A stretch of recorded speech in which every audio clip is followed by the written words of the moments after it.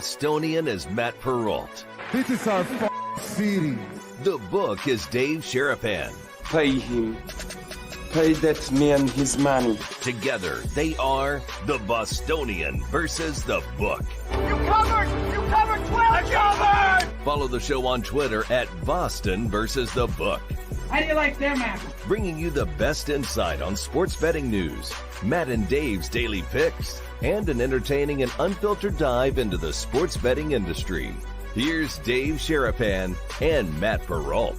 And here we go.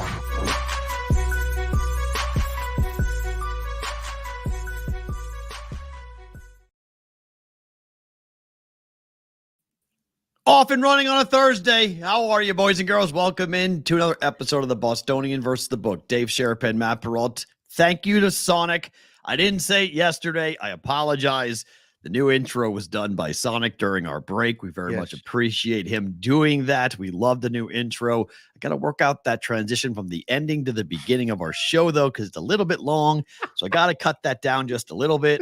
And the audio is really weak. It's soft. I'm used to blasting my own ears out. I'm like, wow, it's actually like properly. That's how it should be sounding. But I want it to be loud as hell because I'm deaf. So I need it to be loud, loud, loud. You're wearing the black and gold. I know why you're wearing the black and gold. I just happened to put this hat on. It just worked out well for us both to be wearing it. Yeah. Just kiss of death for your Penguins, maybe, though, tonight against the Boston Bruins.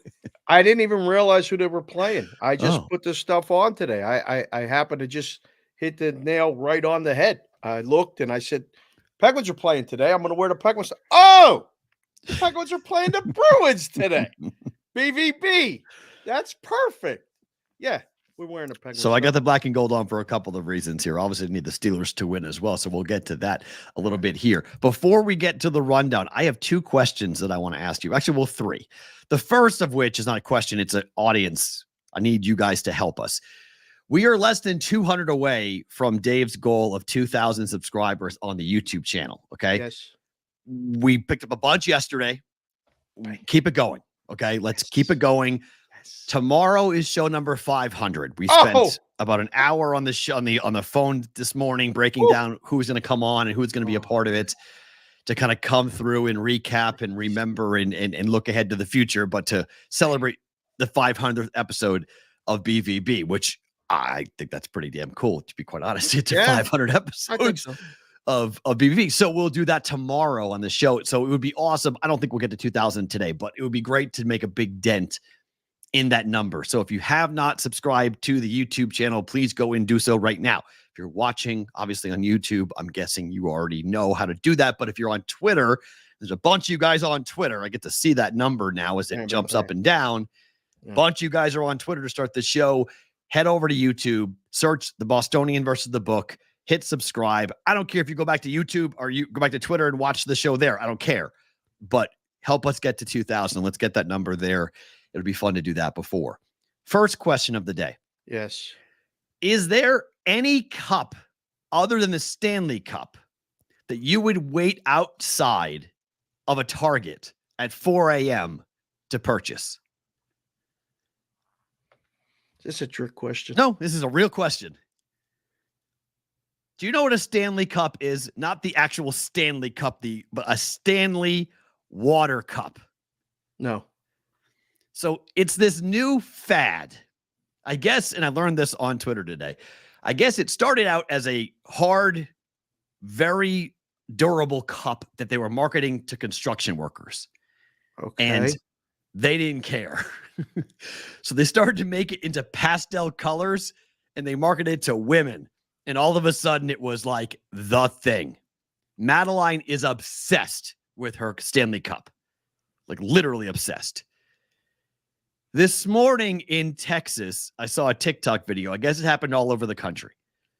Women were camped outside of Targets for the collab between Stanley and Starbucks, because this morning, the Stanley Starbucks Cup became a reality. And people were camping out to buy a water cup today. Would you ever do that? No. No, this is ridiculous. The whole conversation is ridiculous. No, it is, but it's factual. It's true. There's only one cup. So to not And no one in your house has a Stanley. You sure? I think your wife has a Stanley. I think Jessica has a Stanley. You're gonna have to text her. She answers your text. She don't answer mine. I think could she try has to one. call her right now and say, "Do you have a Stanley?" I think she has a Stanley Cup. I'm pretty confident she has a Stanley Cup. Probably I've seen a it. Your guy house. named Stanley that she knows. I'm gonna have to check on the Stanley Cup. This is I never really understood this until this Christmas.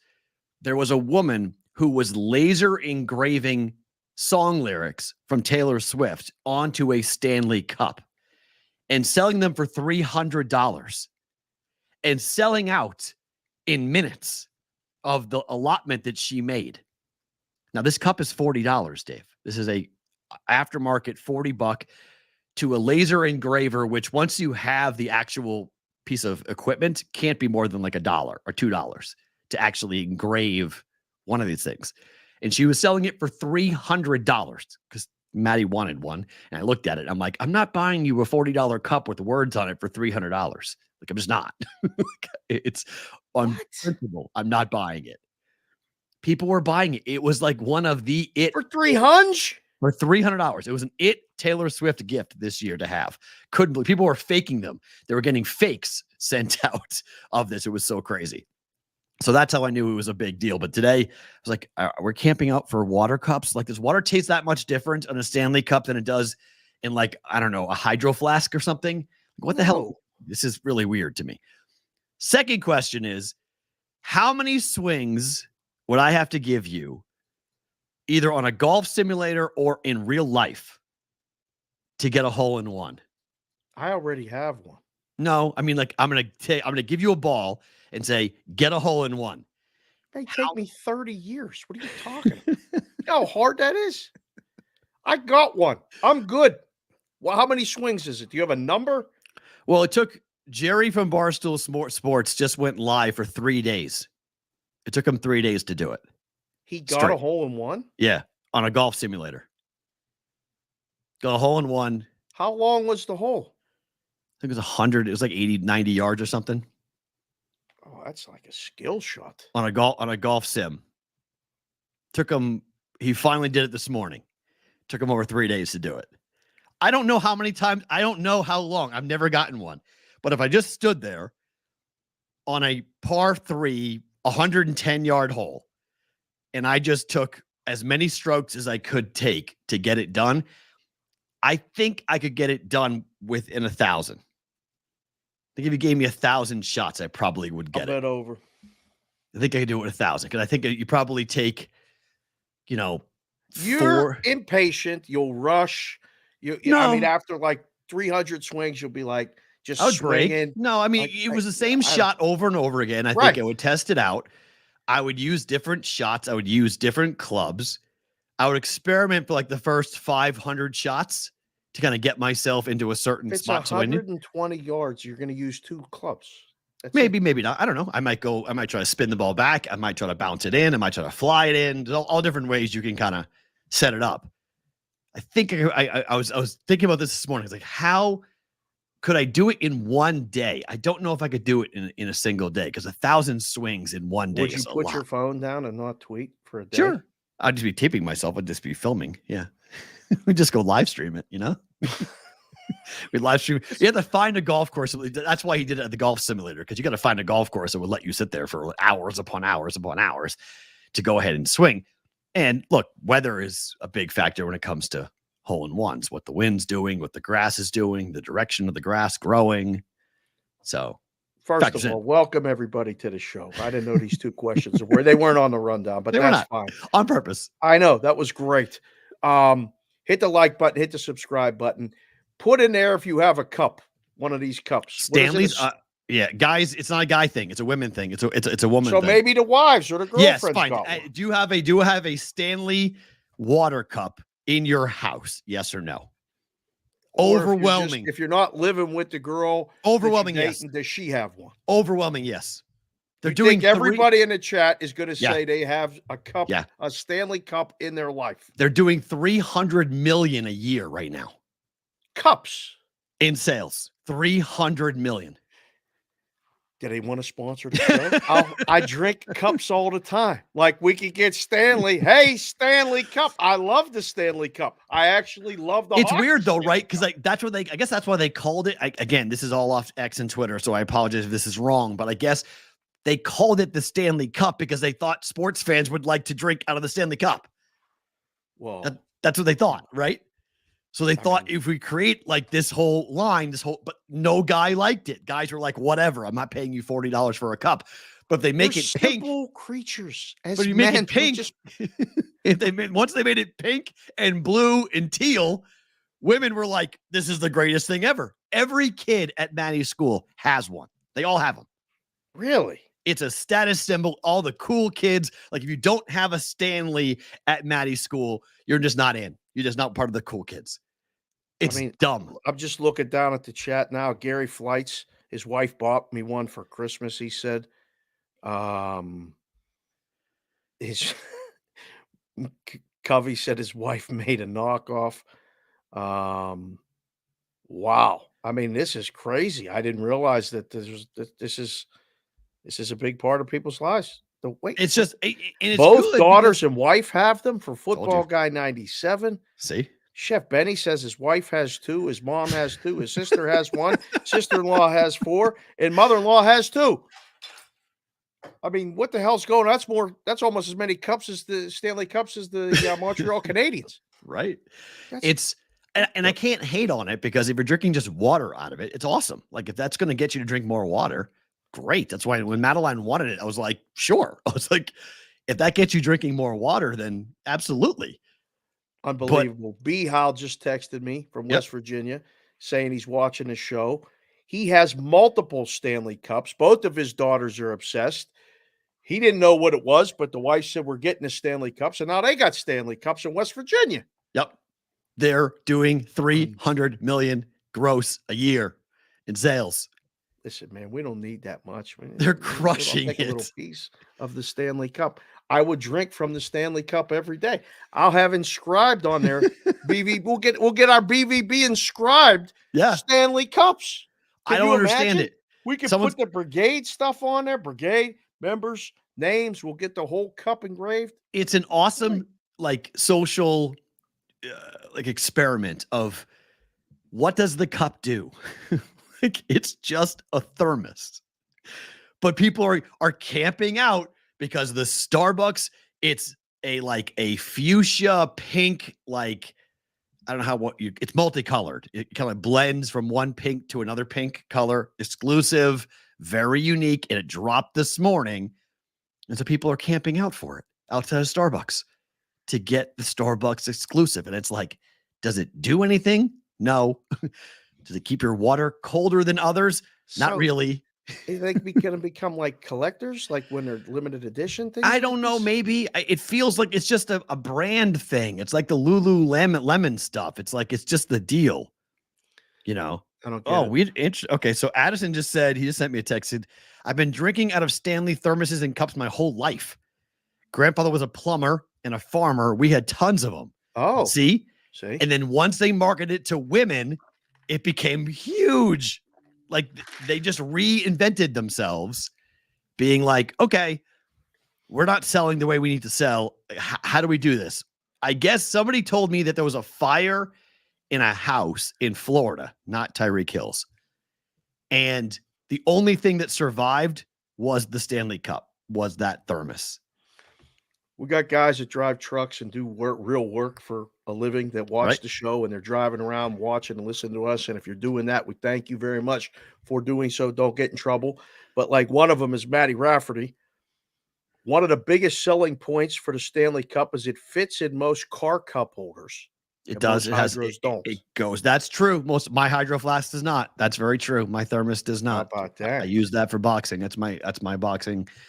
I love my because it's so cool because I love the dense. It can fall. It like looks manly. Like I like my Hydro Flask a lot. You put stickers all over it. I've got boxing stickers and I got Boston stickers on it. It's awesome. I love my Hydro Flask. JC from KC came in and has a good point. Why don't we get the hats figured out first before we start with the Stanley Cups, BvB Cups Good point. Thank you, JC. Yeah, that's a trump card. That's a good point. Very good, sir. You're playing the ace on that one. All right, what happened last night? The Lakers lost again. They're now 2-8 since the in-season tournament, and there's talk about Darvin Ham being fired. The joke is, are they going to can Ham? But what what do you make of the Lakers stumbling like this? Because they lost to Miami without Jimmy Butler last night. Right. And they lost by double digits last night. Well, are we going to blame? We're going to blame it on this tournament. The players are. Right. The players must have been are a hell of a night in Vegas. Vegas gets blamed for everything. Win the tournament in Vegas and can't win games since not playing together. Yeah. Who knows what happened? Listen, you see what the Lakers are. I've been saying it for years. He's got to play out of his mind. He's got to get all the help in the world from AD, and the supporting cast has to contribute. All three of those things aren't working. They don't win. In hindsight, was the banner a bad idea? In hindsight, in front sight. Come on. Kind of a bad idea. Dropping the in-season banner.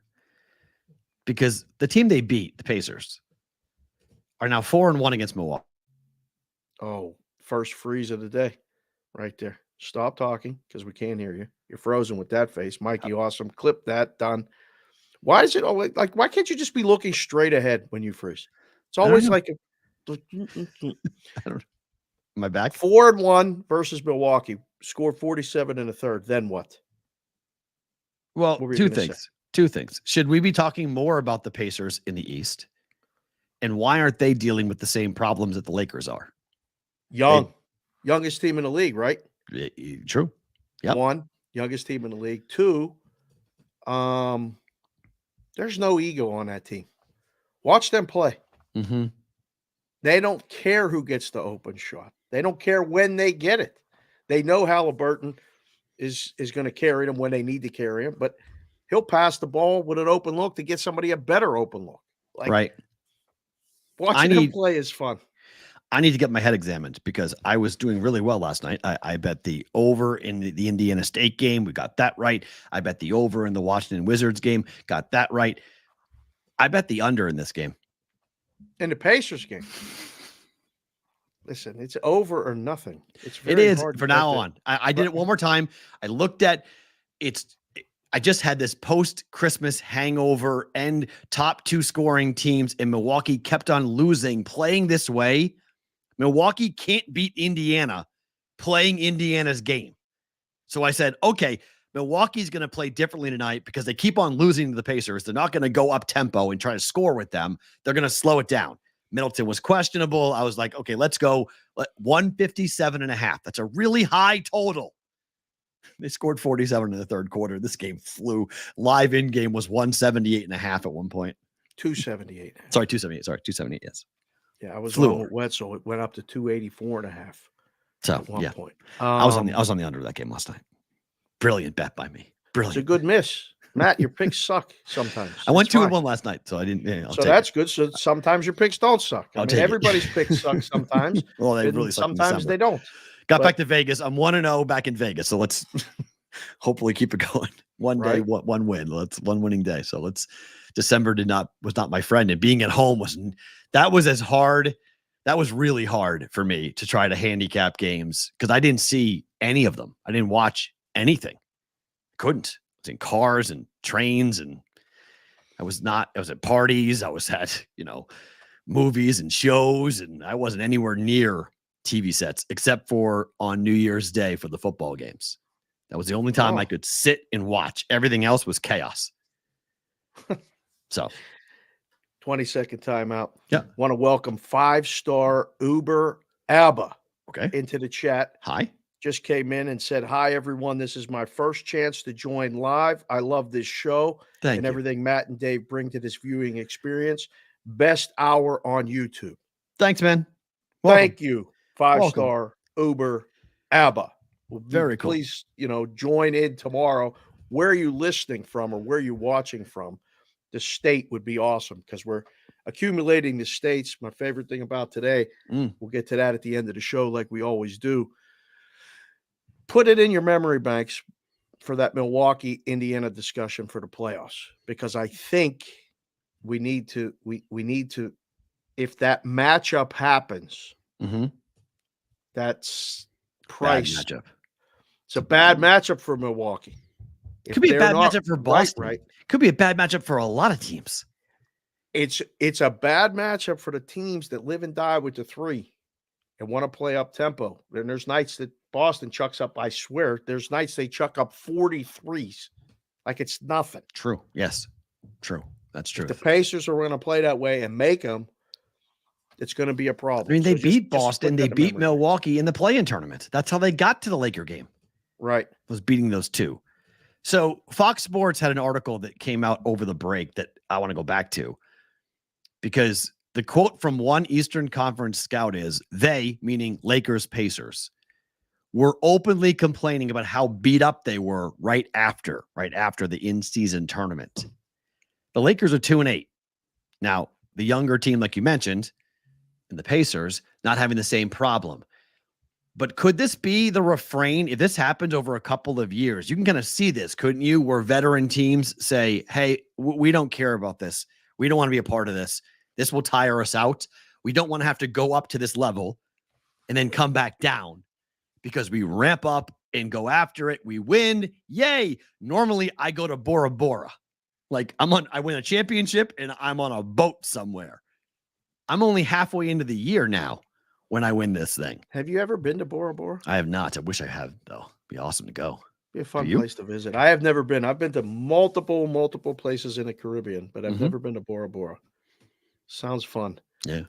Vegas to win a tournament sounded fun, didn't it, at the beginning? Absolutely. It still is a great idea. It worked because the players bought in and the players played really hard.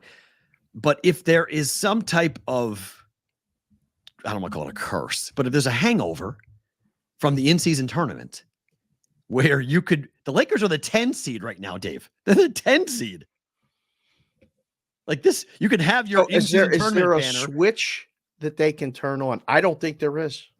Well, that's the question. For the Lakers, there has not been. For the Pacers, yeah, they stumbled and they were beat up for a little bit, but they seem to be fine. They're back to being the Indiana Pacers.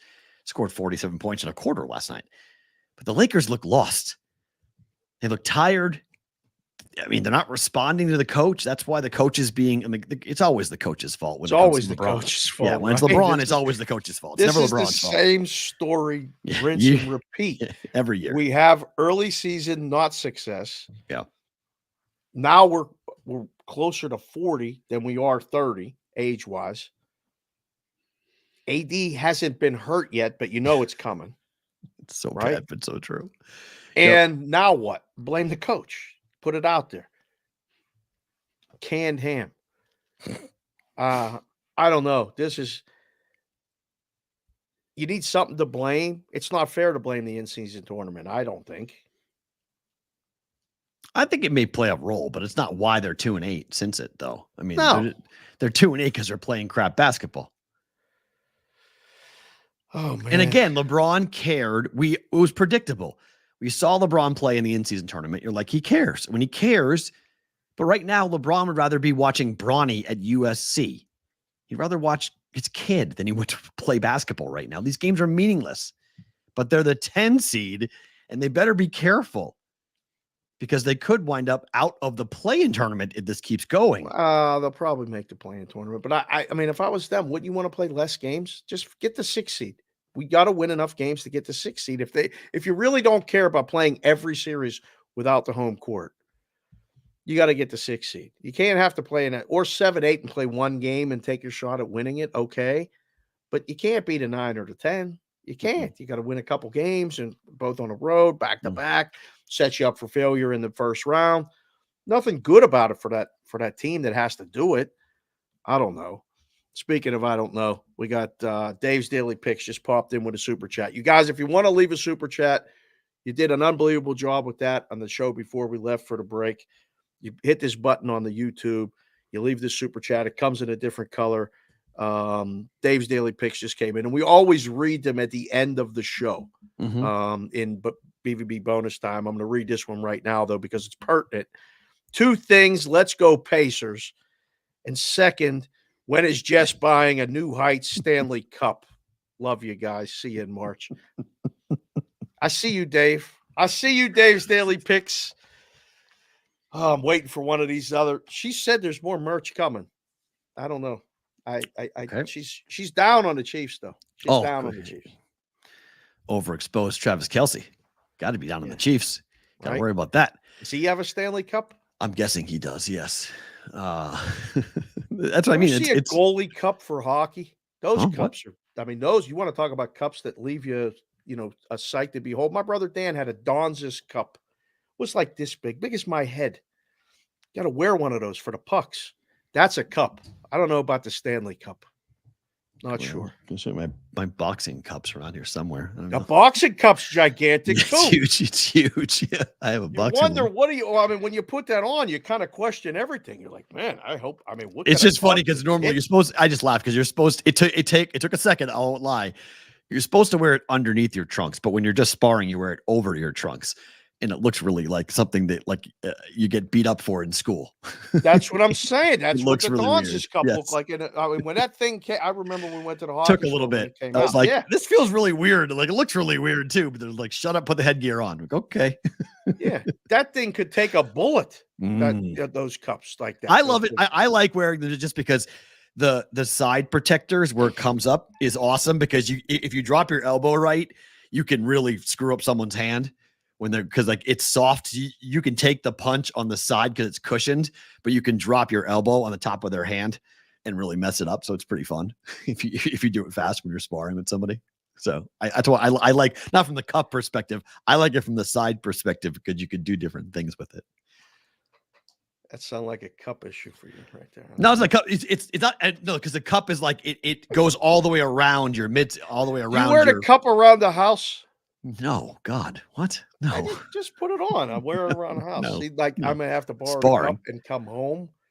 I come over to the house and we'll strategize about a session or something. Or I just give me the cup, and then I'll walk in the house with it on the outside, so the kids go, "What are you doing? Are you okay? Do we need to call somebody? Are you all right? What's going on? I need to wear a cup today." All right, to the football portion. Bill Belichick, big expose in the Boston Herald that dropped yesterday. This was real. I thought you made this up when you put this in the rundown. There's a whole lot going on right now. So first, Boston Herald, big expose drops. Massive dysfunction inside the Patriot organizations. Fights happening in Germany. Players not talking to other players. Mac Jones supposedly hates Bailey Zappi. They're not talking to each other at all. Bill Belichick has had massive problems with coaches fighting inside of coaches, not liking each other, coaching and the coaching staff, bad, that Belichick has lost control of the team, essentially, that there is just chaos going on, and it's why the team is not performing very well at all, and that they have to change the general manager spot, that even if Belichick stays, he has to be relieved of all duties involving the roster, which most likely is never going to be accepted by Bill Belichick. Then it came out this morning on the heels of this article that there is mutual interest to move off of each other, Belichick and the Patriots, and that Bill could wind up in the NFC next year. Multiple NFC teams are interested in hiring Bill Belichick, starting with the Panthers, to go from there. Well, could you ever see Belichick giving up the GM duties in New England and staying on as coach? Because the players in the article, the players love him. Like love him. Huh. They think he has his fastball. He's still an unbelievable coach. Players in the article saying he still goes to the whiteboard and predicts things that we didn't think we could do, and then we go out and do it because the team that we're playing does exactly what Bill said that they were going to do. I don't think you ever lose that. I don't think you ever lose that.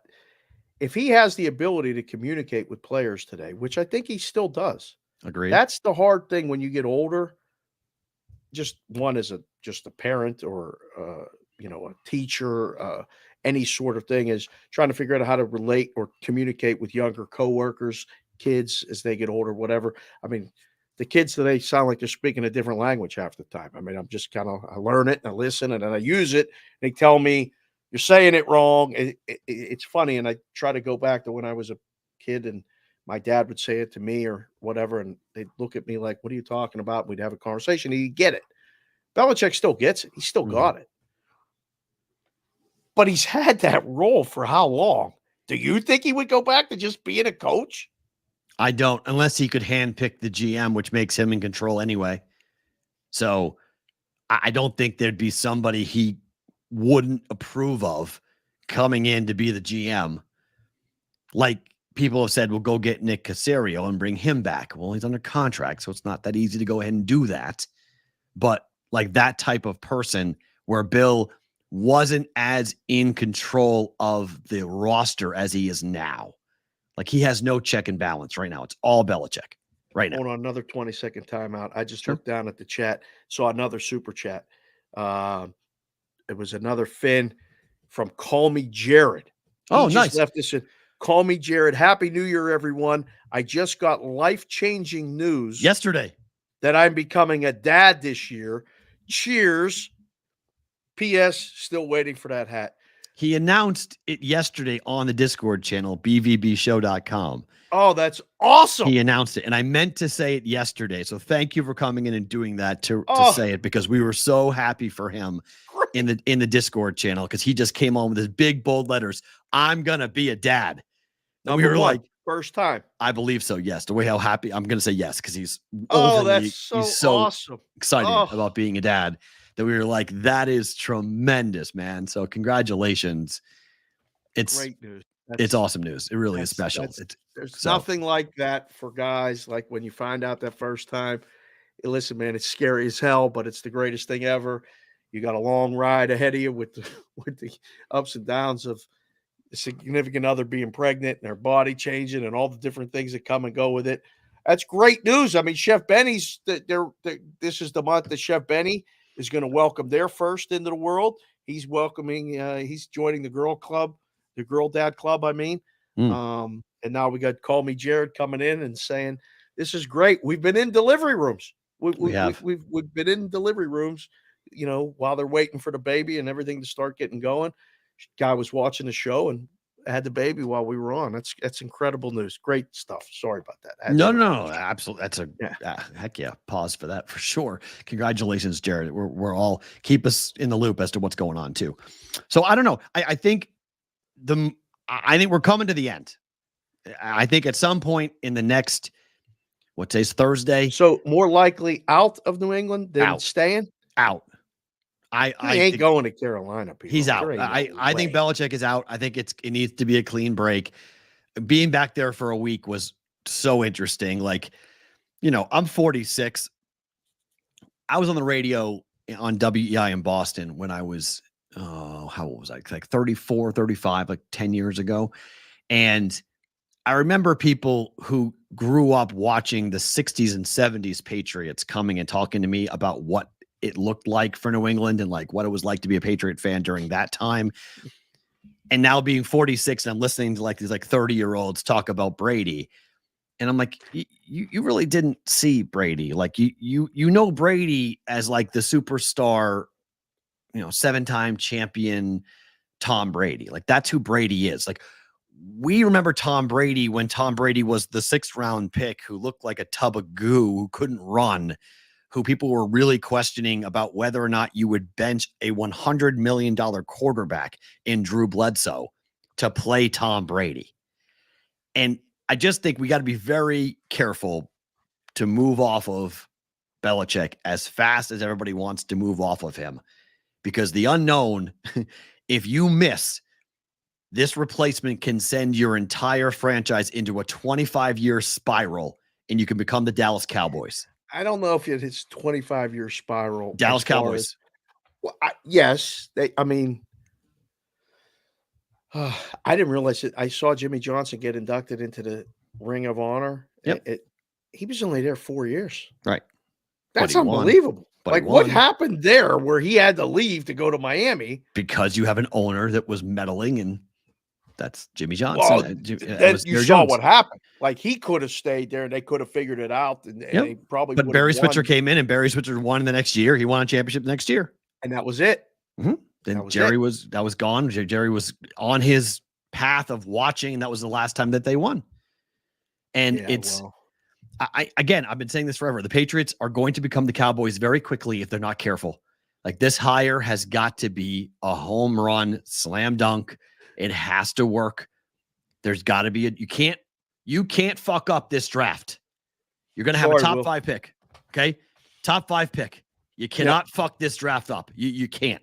And if you do, in 5 seconds, you're in deep, deep, deep trouble if you do. I mean, you're not getting the 1. That's already gone. You're most likely not getting the 2 because Bill's going to beat the Jets. It's just he's not losing his last game with the Patriots. It's not happening. Bill is beating the Jets for a 16th consecutive time. He's beating the Jets. And then what happens? I'm actually thinking about using that game in a contest.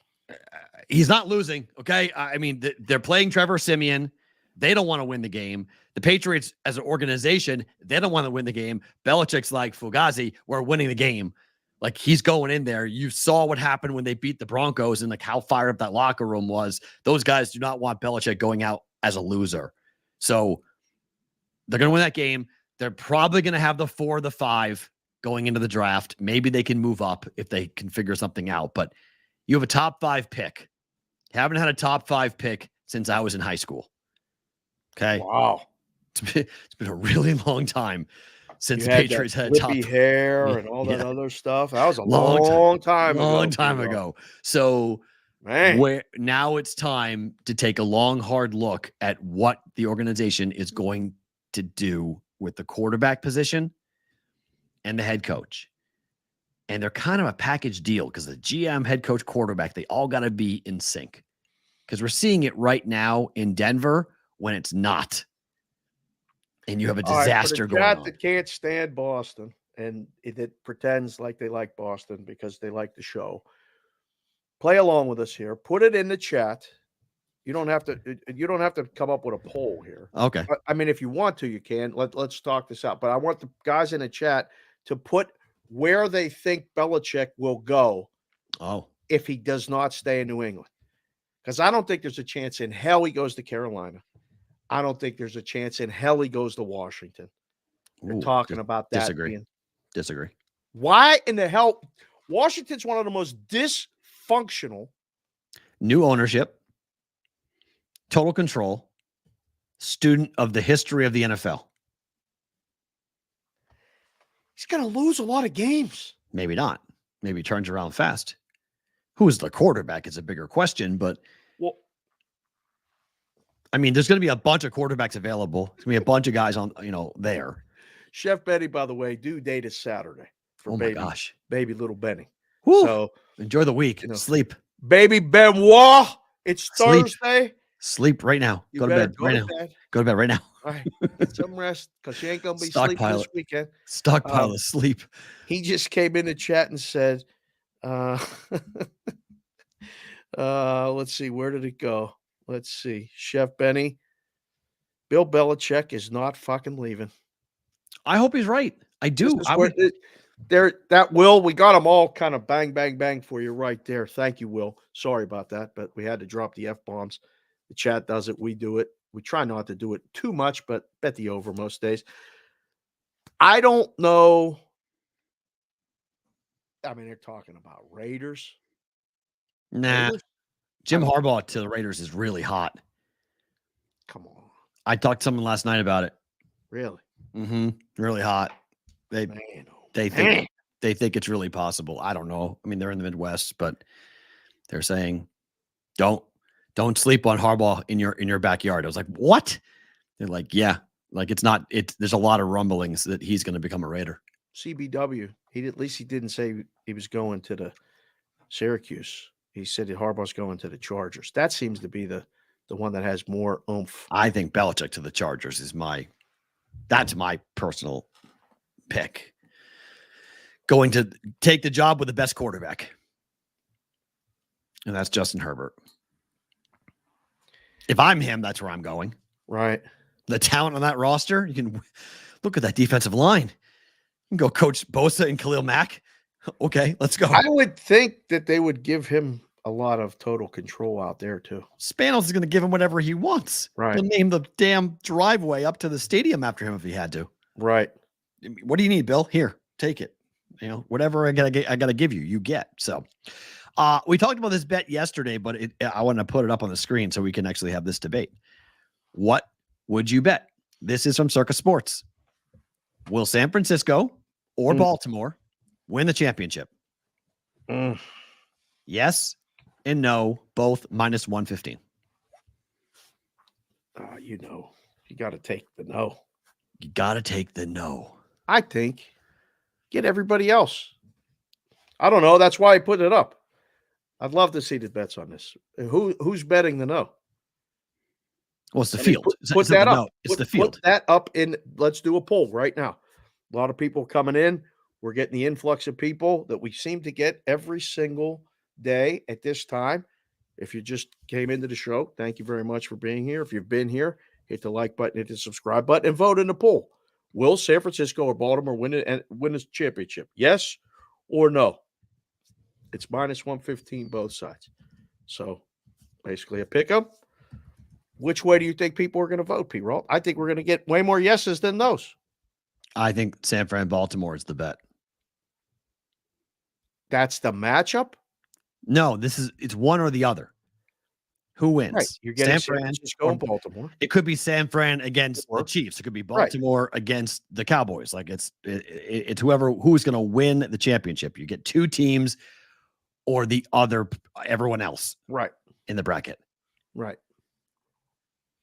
Well, you think it's mostly no? I already yes. voted. I voted no. Okay.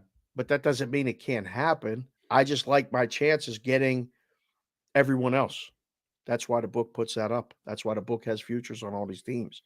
But of the two, which is more likely to win it based on what we know right now? We don't know the path yet for either team, but we know that both teams have home field. I think the team that is the most dangerous when they are playing their best is San Francisco. But they can be had. I mean, they can lose. Anybody can lose. But their ceiling is the highest. So I would go with San Francisco. But if Purdy throws 4 picks. Baltimore has been. Okay. Yeah. Baltimore has been so dominant. I would think of the two, Baltimore is the one that I feel more confident in at least getting there. Wow. Really? Yeah. Well, not getting there. They're going to win it. Not get there. I know, but once they get there, you're good with this bet. So Lamar said the Ravens have the 1 seed and Jackson's the MVP. Same thing happened in 2019. He was asked about it in 2019. Lamar Jackson, quarterback for the Ravens, said, quote, 2019 is over with. We're always talking about it. I find myself talking about it, but it's different. That was just my first full season starting in the NFL, my second year in the league. But it's a different mindset, a different group of guys. I just feel all around we're different. We're 14-2. It looks like then we were 14-2. It looks like we were going to be unbeaten. I felt like all the phases were just playing on top of our game at the time. I don't know where it went wrong. We just we hit a hump. We just couldn't get it done in January. But I feel strongly that this year it'll be different. He has to say that. I mean, it's players say that, but I think he believes it. And he's in a different place, right? He's 26 years old now. He's more experienced. He has his contract. He's taken care of. Any team in football could have had Lamar Jackson. Like when we look back on Lamar's career, it's going to be really wild to watch the idea that the Ravens made him available to be signed by anybody in the league. And the MVP, nobody offered him a contract. Yeah. Nobody said, yes, we want you. Because you could have had him and he could have been your guy. And that's how unique it is with Baltimore's offense built around him that nobody else felt comfortable taking him. Brandon Robert Cazella just came in the chat. Welcome into the show. Hi. He's here every day from somewhere in the Pittsburgh area, I believe. Are we forgetting that the Browns beat Baltimore in Baltimore? It was a game they had won and a game that they threw up all over themselves, but it's a good point. It's a fine point to make. I mean, if Joe Flacco does this again to the Baltimore Ravens, can you imagine the revenge of Flacco? The revenge of Flacco. That's like forever. Forever. That one is forever. If he goes in there And after coming off the couch, ends their year in a Browns uniform, the team that was the Ravens before they were the Ravens, and ends the number 1 seed season. Whoa, what a story. Unbelievable. I mean, storybook. Get the documentary, get the 30 for 30 started now on it, because would be insane. Now, how the bracket shakes out, we got to wait and see. What round would that be in? Would that need to be in the AFC Championship game? Can the Cleveland Browns get there? They are so different on the road than they are at home. Right. That's the problem for that Browns defense. They're going to be on the road. And can they win multiple games on the road to even get to Baltimore? Can they even get there is a big question. Who wins it all so far? San Francisco, Baltimore, 40%. The field, 60%. Woo! Early votes. So we're getting it's going to be close to I mean, that line's right, minus 115 both sides. It's going to be close to 50-50. Stafford, Kevin Whitlock's right. It could be the whole playoffs could be about revenge.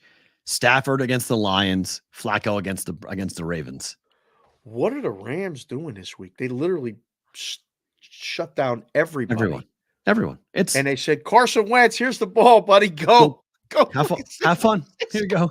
He's like, ooh, I haven't played in a long time. Oh, wait, no one's going to ball for me. I'm going to get killed. Yep. You're going to get killed. Yep. I mean, Baltimore's doing the same thing.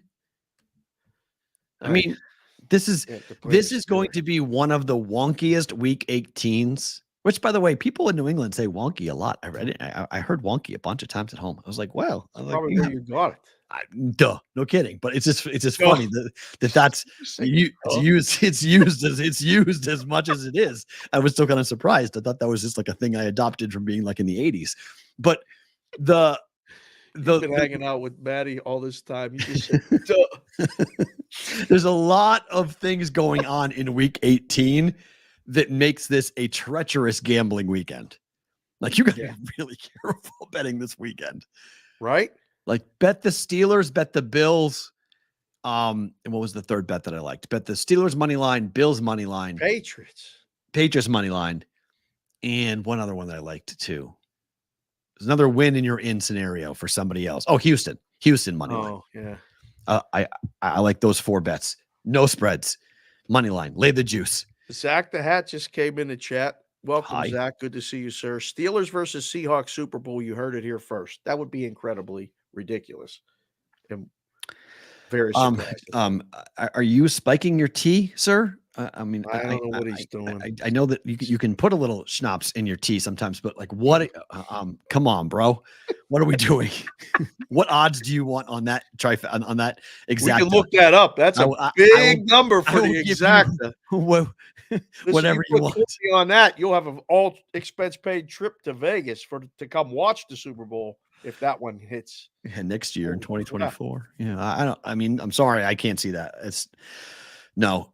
Seattle going on the road. No, sorry. Harder to bet, Perrault. I just looked down and saw Eron Sean actually put this in there. Thank you, Eron, for giving me the idea. Week 1 or week 18? NFL? Week 18 by far. I don't even think it's close. Yeah, it's week 18 by far, because I don't know the incentive. I don't know the motivation of anybody playing. Yeah. Like, Carson Wentz might go out there and ball. Like, he might go out there and throw 4 touchdowns, 300 yards. I'm just saying, we don't know. Wonky. We don't know all your words here, because that is ridiculous. I'm just saying, we don't know what might happen. I think we know Carson Wentz is not going to go out there and ball. I'm just saying, we don't know what's going to happen in week 18. We have no idea. At least in week 1, we have full starters. We know what the teams are playing for. It's inconsistent because who's good and who's not, but at least I know who's starting. I know Patrick Mahomes is playing. I know that, he's going to try to win a game. Everyone's getting benched. I'm gonna send you the picture of the ticket from our season wins contest from I have it. Westgate. I have you it. have it? It's bad. We're 11 and 13 with not good. ones that have been decided, but the way I went through it, that's 24. So there's 8 scenarios to be decided. Okay. I think we're going to finish with 6 more wins and 2 more losses. Okay. To go 17 and 15. I can't win I don't anything. think will be enough. I think can't win anything. 20. No, I mean, how many do you expect to get? I wrote us off like in November. I wrote us off as being dead. I don't know. I mean, more wins than losses in those season wins things are good, but I think it takes 20. It'll probably be 20 and 12 to win it. I mean, think about that. 20 and 12 is 60%. That's good. It's top 3. I don't even know. Right? I'm going to go down there this week and find out. I don't even know what the payouts are. I don't know nothing. I just found them last night. I'm like, oh, that's right. We put this in. I totally forgot about it. There's good numbers though, like Jacksonville's number, win goes over, loses down. Chicago, our friend of the show, Taylor Mathis, has a tattoo bet on that. Season wins. She has to get a tattoo of 7.5 if it goes over. She needs the under. They have 7. And the guy she made the bet with, if they beat the Packers, she's got to get a 7.5 on her body. Where would you get that done? At a tattoo place. What do you mean? No, on the body. I'm saying, like, would you have to be showing or not showing? Well, hopefully we'll ask Taylor herself. I've asked her this multiple times, and she's gone back and forth. She thought she was in the clear 3 weeks ago. I would get it on my heel. I would get it down like around my foot. I mean, it has a story for the rest of your life, but it's a shame it was at 9.5. Like, why? Well, because she's got to have a number 7.5 on her body. Like, yeah, you can play around with it, but what size? Any tattoo, doesn't matter the size. I did one tattoo bet in my life with a producer of mine in Omaha. Royals played the Red Sox in a 3-game series. And we were arguing back and forth on the air. And he was like, the Royals are going to beat the Red Sox. They're taking 2 out of 3. And I said, okay, fine. If the Royals beat the Red Sox, I'll get a Red Sox tattoo. If the Royals lose to the Red Sox, you're getting a Royals tattoo. Do I have a tattoo on my body of the Boston Red Sox? On your arm, don't you? No, not the city of Boston. Where's your Red Sox tattoo? I don't have one because the Red Sox won. They took 2 or 3, or they sweep? They swept him, and he had to sit there and get the Royals tattoo on his back. And I got to pick. And I got to pick how big it is. Yeah.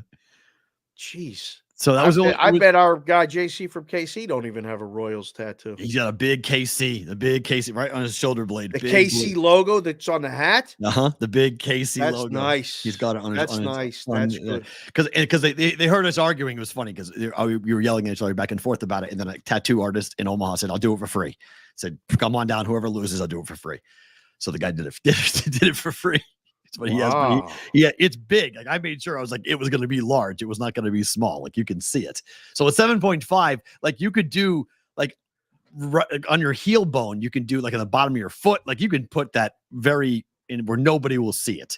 If it only has to be just 7.5, and it could be super thin too. So like nobody can see it. The parameters around the bet, I want to know. Because that would be very interesting. We'll find out about it. Because here's the thing, okay? Justin Fields to go and beat the Packers and keep them out of the playoffs. This is the most interesting game of the year.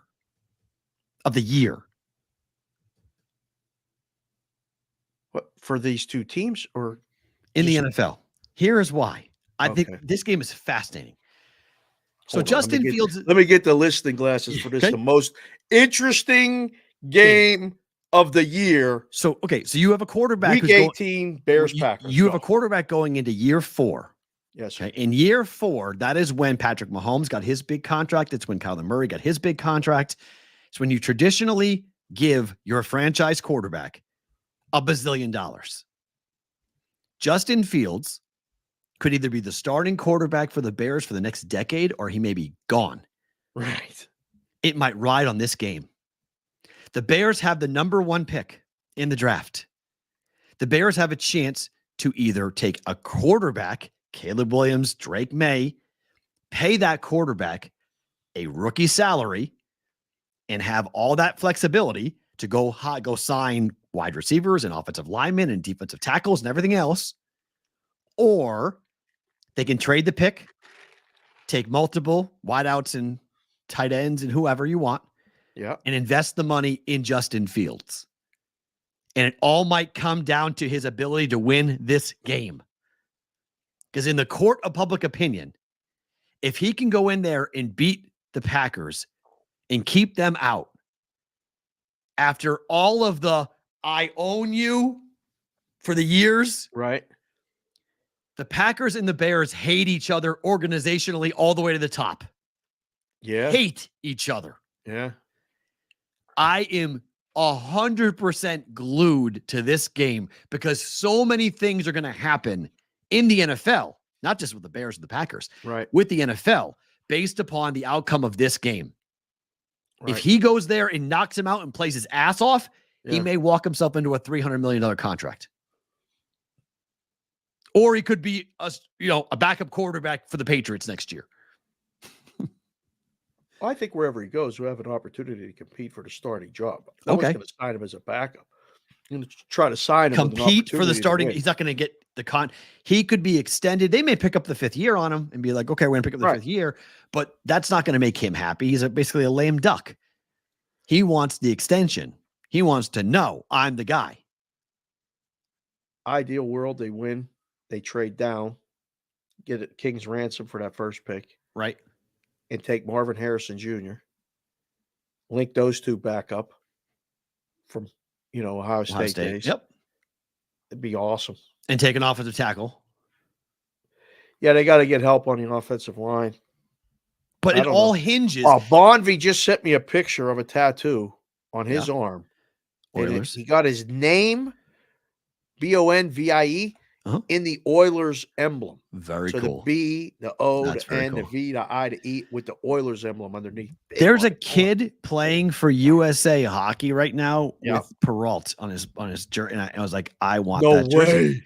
So I want that jersey. I was like, he goes by Perrault, but there's a kid playing for the juniors for Team USA where he's got Perrault in the back. I was like, I want that jersey. I was like, that's pretty damn cool. Looks good, doesn't it? Looks phenomenal. I'm not a jersey guy, but I'd wear that jersey. And actually, it's not like me being ridiculous because it's actually a kid named Perrault with his jersey on. This game has so many tentacles to it. It's going to affect so many different things. Have you decided which side you like? Jordan Love has apparently $1 million in incentives riding on this game too. I don't think you can bet it. It's almost unbettable. It's just sit back and watch it and enjoy. I like Bears still right now. I do. Revenge on revenge. I mean, the Packers, they clean up. I don't think the Bears have won at Lambeau since 2015. I read this morning. Since 2015, they haven't won there. Rodgers has literally owned but Chicago. that's all done. All that history is done. Doesn't mean squadoosh. Unless doesn't mean caca. Okay, unless Jordan Love can keep the tradition going, owning the Bears. Yeah. That line's painted 3. It ain't nobody moving nothing. Nope. Totals 45 in that game, too. Ooh. Weather. Oh, man. Watch out for the weather at Lambeau. There's gonna be put it in the chat. You can put that in the chat. We got all those votes for the thing. Packers -3, Bears +3. Who you got? We got a lot of people that have. How about money line? Who wins? Just put the line because I think the line comes into play. I think the Packers win a close game. Like you could still push or some goofy number falls 1 or 2. But, if you like the Bears, obviously to win the game, you're going to take the +3. So Bears +3, Packers -3. It's coming up in the poll. If you're watching the show live, you can go in there and hit the vote button. 60-40 field to San Francisco, Baltimore, by the way. Finish 60-40. It's about right. Stevie Mack has 25 tattoos. My God. 25? I have 4. That's amazing. I have 0. 25. That's never getting one. That's epic. Yeah, I'm not getting one. Never, ever. There's nothing you would ever get tattooed. No, I'm not a tattoo guy. I'm just saying you don't need to be a tattoo guy. Is there anything you would ever get? There's nothing ever. No. Listen, I married my wife and it was forever. Yeah. I don't do nothing else forever. I'm gonna hope to be doing this show for another 20 years. That could be forever, but that's It's not really that's forever anymore, it. though. Tattoo removal is a pretty good art at the moment. Really? Yeah. It's supposed to hurt. It's supposed to hurt more than they actually getting the tattoo, though. But Yeah, see, like I'm that guy that I do it, and I think in the terms that we're in this for a long, long time. If I get a tattoo, I want to get it forever. And oh I've no, never I had agree. anything that I didn't want get that my first forever. tattoo until I was 37, 38. Oh wow. Yeah, Okay. I waited till I made sure that I'm the same way. I made sure to know that I wanted it on my body for the rest of my life. That there was never going to be any I never felt I never felt good about it because it was always weird. As a kid, you used to always hear like the criminals be identified by the tattoos they had on their bodies. So it was always like, I don't want to have something they can identify me with. not that I'd be a criminal or not, but I never like to hear that. They'd be like, he has an eagle on his left bicep. I was like, what? You can't hide from that. Like you change your color, your hair and your car, but like you can't really change the left bicep has a tattoo of an eagle on it. So I was always very nervous about getting tattoos when I was younger. I was always like, when I turned 30 at 18, am I going to like the same thing? I was like, I don't think so. And then I turned 37, 38, and I was like, yeah, I'm pretty well set in my ways. I like this stuff. Yeah, I'm not going to change. I'm good. So they get to be addictive. They're fun. I mean, tattoos are fun, and it's a good pain. People don't understand if you don't get them, but it's a pain that you like to feel. You become addicted to that pain. I could never do like the 8 hours in the chair though. And I don't get that stuff. No. Like individual tattoos. Like I like thin line tattoos. It's a new style. People can do really cool designs with thin line. The shading is what really hurts, man. When they fill it in, that doesn't feel good. That often hurts. Okay, to tonight. Let's talk a little bit about the games tonight. Bucks are back in action on a back-to-back, laying 9. It's that weird 2-night TNT schedule. Yep. Here, 2 nationally televised games. Bucks at Spurs, Wembayama on national TV against if Giannis plays, but I'm guessing he is with the 9. 247.5. Over? It's up to 249. Woo! Up 2 points. Yeah. Feels it's like up an to over. 10.5. Oh. So Giannis over in the Bucks. Yeah. Don't mind that. Yeah, I don't know. I won't watch 1 second of this, even though it might be even beyond in-game live. Really? Yeah, I won't watch 1 second of this. You don't want to see Wemby play the Bucks? Why not? It's a full slate of hockey, and There the is. basketball focus is for the second game. Well, that's Denver, Golden State. This game has piqued my interest from the time I looked this morning to see what was on there.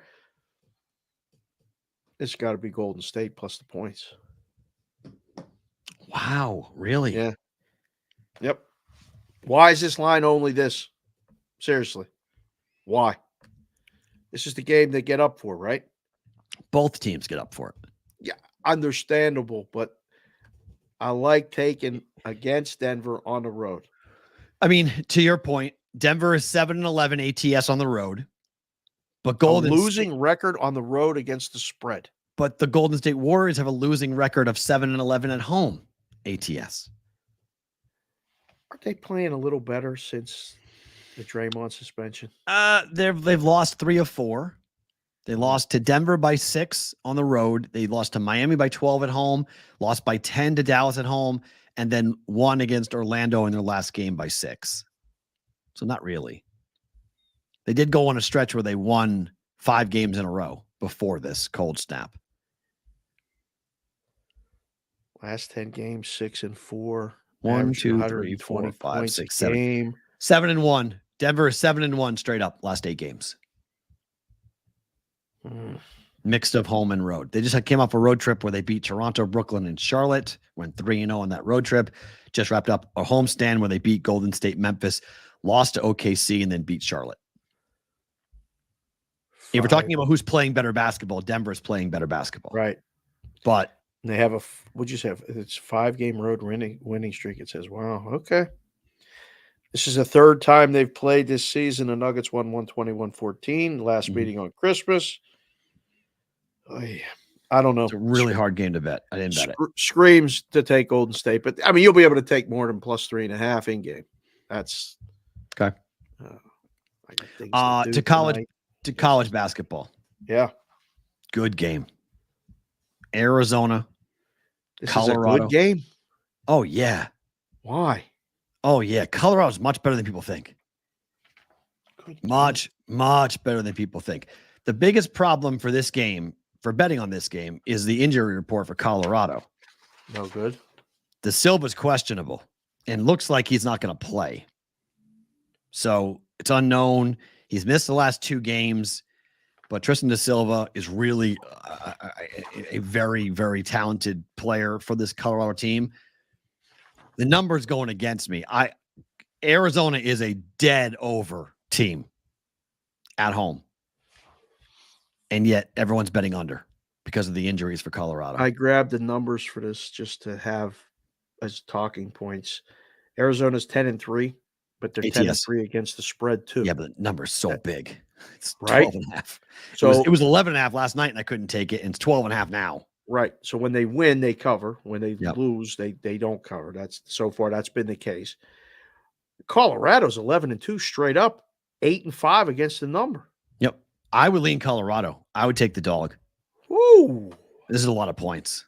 But if Arizona's going to cover this, my bet's cashing. I'm on the over, but I'm in negative CLV territory in a big way. Let's see. Big move to the under. I bet the over last night. Oh. We have current number.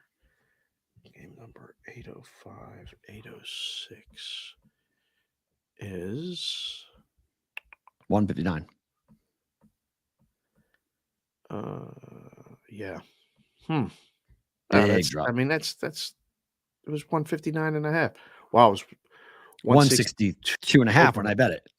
When I bet wrong. it. I bet 162.5. Wrong. And I bet over there. Yeah. It shouldn't be wrong, just given that if a fully healthy Colorado comes in, that's the point. It looks like both players aren't going to. That's where the numbers climbed. You're not going to get the best. But Colorado plays really up tempo. Arizona's the 4th fastest team in the country, and the one thing that Arizona doesn't do well is guard the 3. And the Buffaloes are one of the best 3-point shooting teams in the country. This is a fun game. This is going to be a fun game.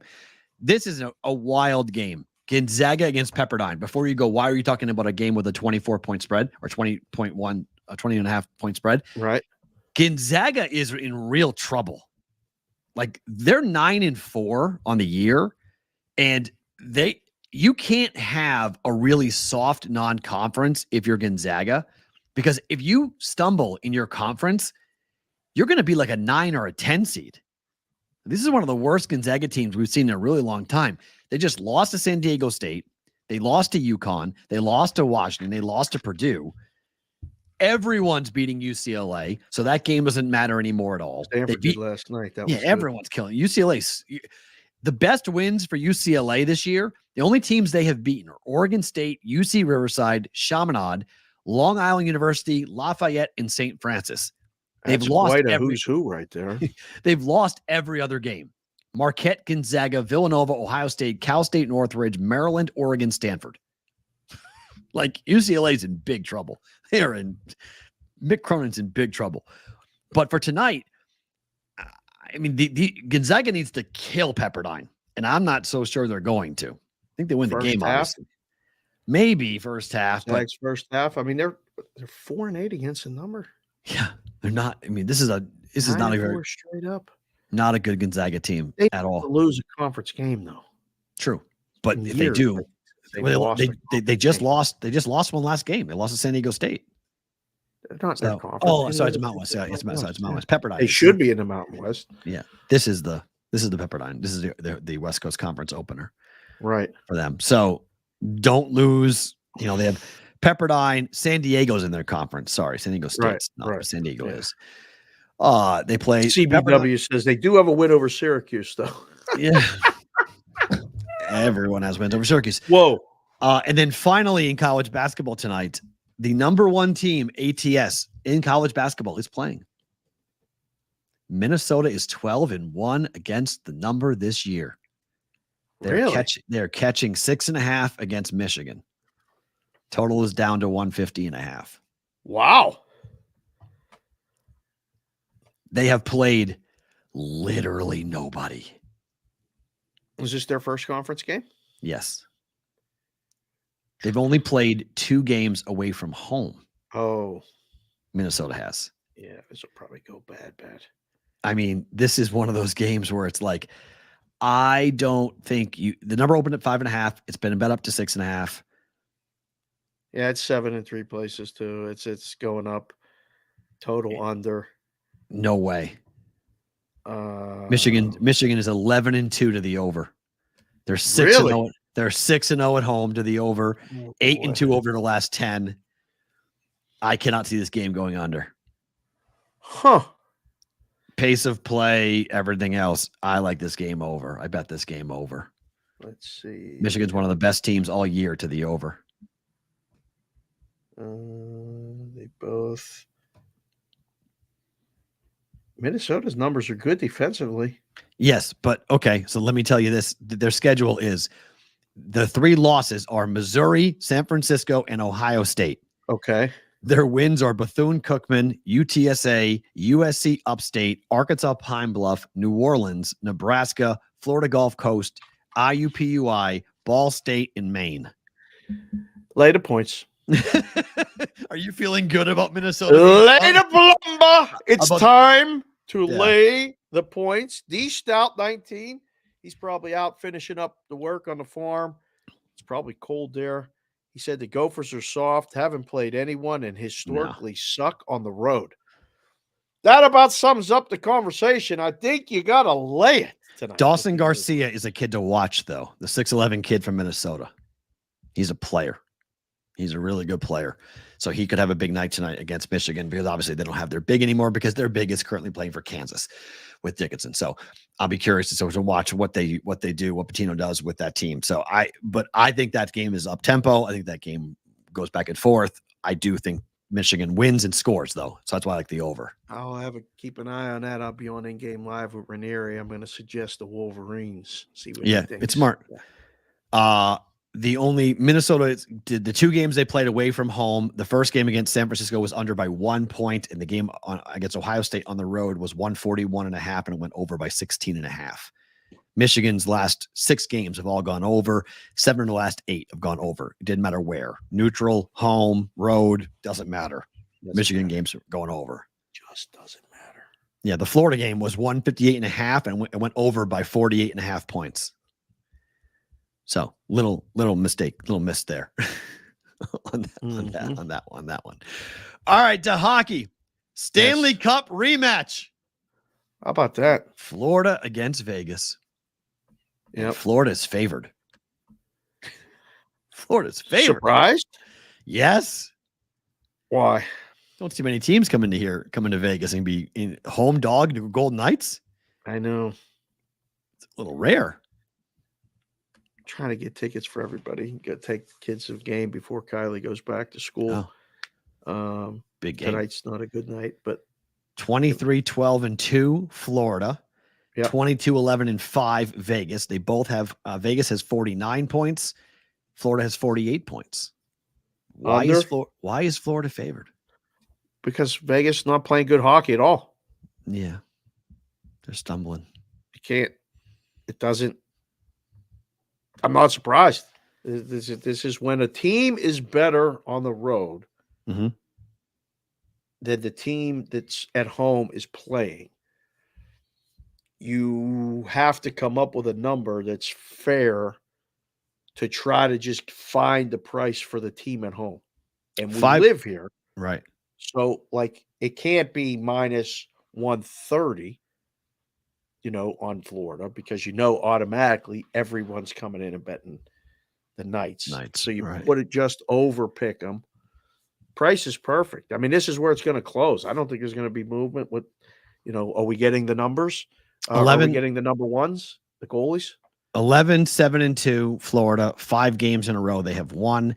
Vegas at home is 13-3-2. They have lost 1 in a row. They have only won 4 of their last 10 games. Let me give you the goaltenders here. Johnny Parlay will be working at the game tonight. Nice. So he'll be working, and our friend Chris Otto, the beard's looking flush. He's growing it out. Happy New Year to him and the kids and the wife, Mrs. Otto. He says under first period and full game in the game. Yeah, I mean, under first period, Golden Knights has been tremendous. It's Bobrovsky against Logan Thompson. So yes, you're getting the ones here. Yeah. Both have been confirmed to be in tonight for this one. I like the first period under. Vegas first period unders have been awesome, pretty good. Thanks to Otto and what he's been tracking with that. Yep. Golden Knights on the year. These numbers come to us thanks to our friend PSU Auto on Twitter. Golden Knights are dead last in the NHL in first period overs, 43% of the time, just 16 out of 37 games, but 6 of the last 10 have gone over for the Golden Knights. For the Florida Panthers, 52.7%, 19 times in 36 games, but just 4 times in the last 10 have gone with the first period over for that. So you want to jump in on that, you can do that if you would like. Bruins hosting the Penguins. Yeah. Bruins are good favorites here. They've won 4 games in a row, minus 145. Total is 6 in this one. You guys are going to run out the guy, the Russian dude, or the Czech guy who I can't say his name. Alex something Vic. Oh, the last the goalie? Yeah. Yeah, somebody's going to have to put the phonetic spelling in there for me. There ain't no chance I get it right. Neto Jovic. Butcher it up. But Jeremy Swayman going for the Bruins. Boston wins. Just like that. Just like that. Bruins win. Swayman's in net. Last 10 games, Penguins are 7-2-1. Okay. Averaging 3.3 goals a game. Okay. Only giving up 2.8 goals a game. Penguins and under. I like under better. I think the Penguins are live. I saw Connor go on Pat today and say, listen, this is one of those ones that you guys can have. You guys win in the regular season. Yeah, you guys in Pittsburgh your goalie's got a 3.36 goals against average on the road. Sorry. No, sorry. Not a good. You don't like under 6? I like under 6. You can do it if you want, but I mean that's game's because 3-2. Because and game's 4-1 because of Swayman. Swayman. Swayman's 6-1 with a 1.74 goals against at home. He doesn't lose at home. You can have it, but Boston Hunter's he's just playing possum. I know. Saying I know. You can have it. I know. You start Swayman. He's the number 1 now. Olmark's no longer the number 1. Swayman's the number 1 for the Bruins. They won 4 games in a row.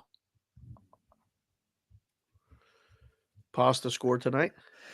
I don't know. Maybe point. Yeah.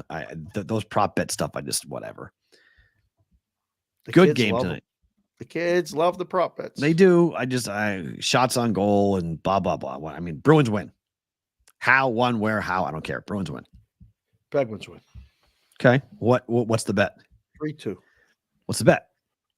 Got to create. It's only a regular season game, and we got a big show tomorrow for 500. So I don't know.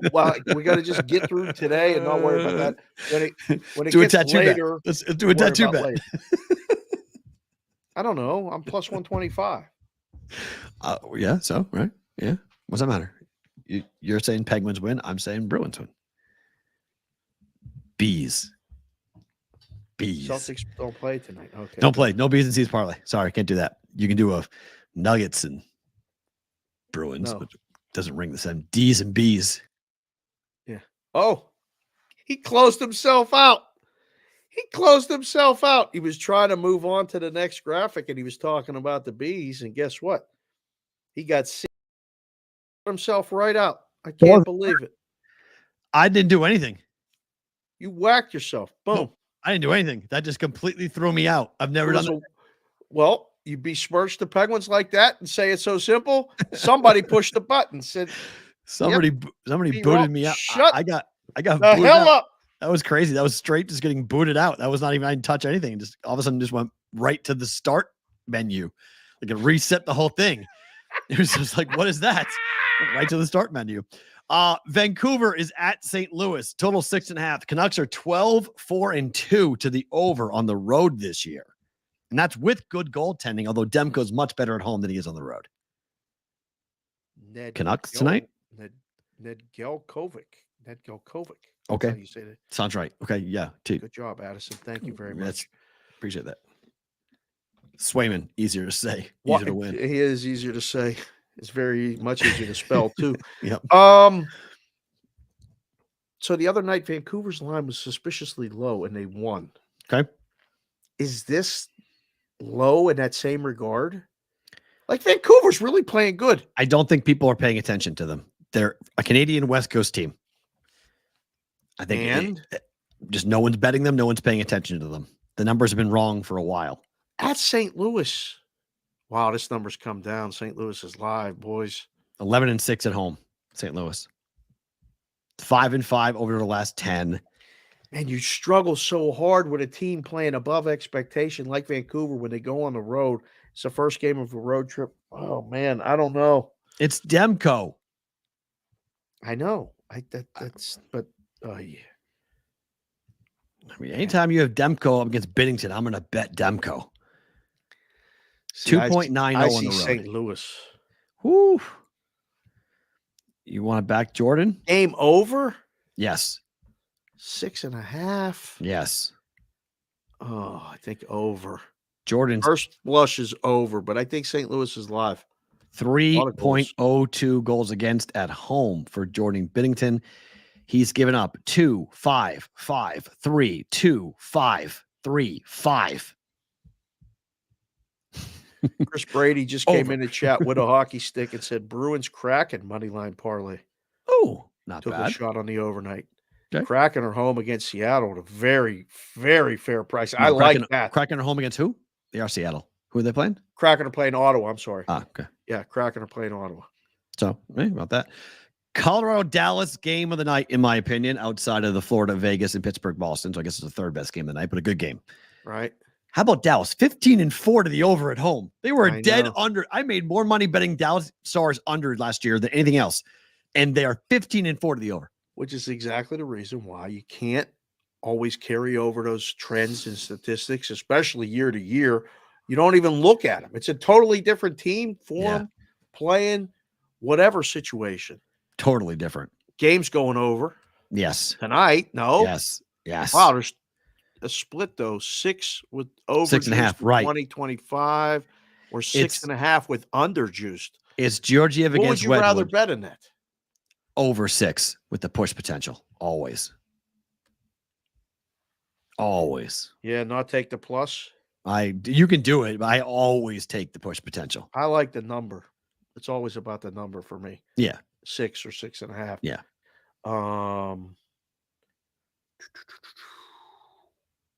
Over to. Mm-hmm. Yeah, Pittsburgh, Boston could be under. Florida, Vegas is under. Vancouver, St. Louis over. Colorado, Dallas over. And finally, Detroit is the number 2 team in hockey with 24 overs and 13 unders. Only one team has a better record of 24-11 to an over. Detroit at the Kings tonight. Detroit is playing Alex Lyon, who seems to be their number 1 now. And David Rich is playing for the Kings, a guy I don't know much about. We got a lot of Detroit guys watching the show. They are a goal machine team. Yeah. Give up, score. Give up, score. Give up, score. Pretty impressed with a lot of what they've done. But sure, the Kings played a playoff game against Toronto the other night. I watched a lot of it. So impressed. I came away from that more impressed with Toronto than anything. I was like, wow, this I'm going to fall for this again in the spring. I know it. If they're going to play like this, they can win a cup. But I think the Kings bounce back here. They've lost 3 games in a row. Kings have lost 3 in a row to the Golden Knights, the Oilers, and the Maple Leafs. Pretty tough. Right. Buzzsaw potential walking into for the Red Wings. Right. Pissed off team in the Kings. The kid they got going, I don't know much about. Like, the Kings have had Talbot, who's been tremendous. This is only this is only his 3rd game of the year. Start, right? Yeah. Yeah. 5-1, 4-1, both against San Jose. So they tend to start him in games they don't care about. In games, he's 31 years old.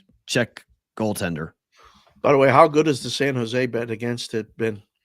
Joe C. Myers doing stupid right now. The work keeps every time I see the tweet, I'm like, why didn't I bet it? Why didn't I bet it? I forgot. 8 in a row. So they have not covered.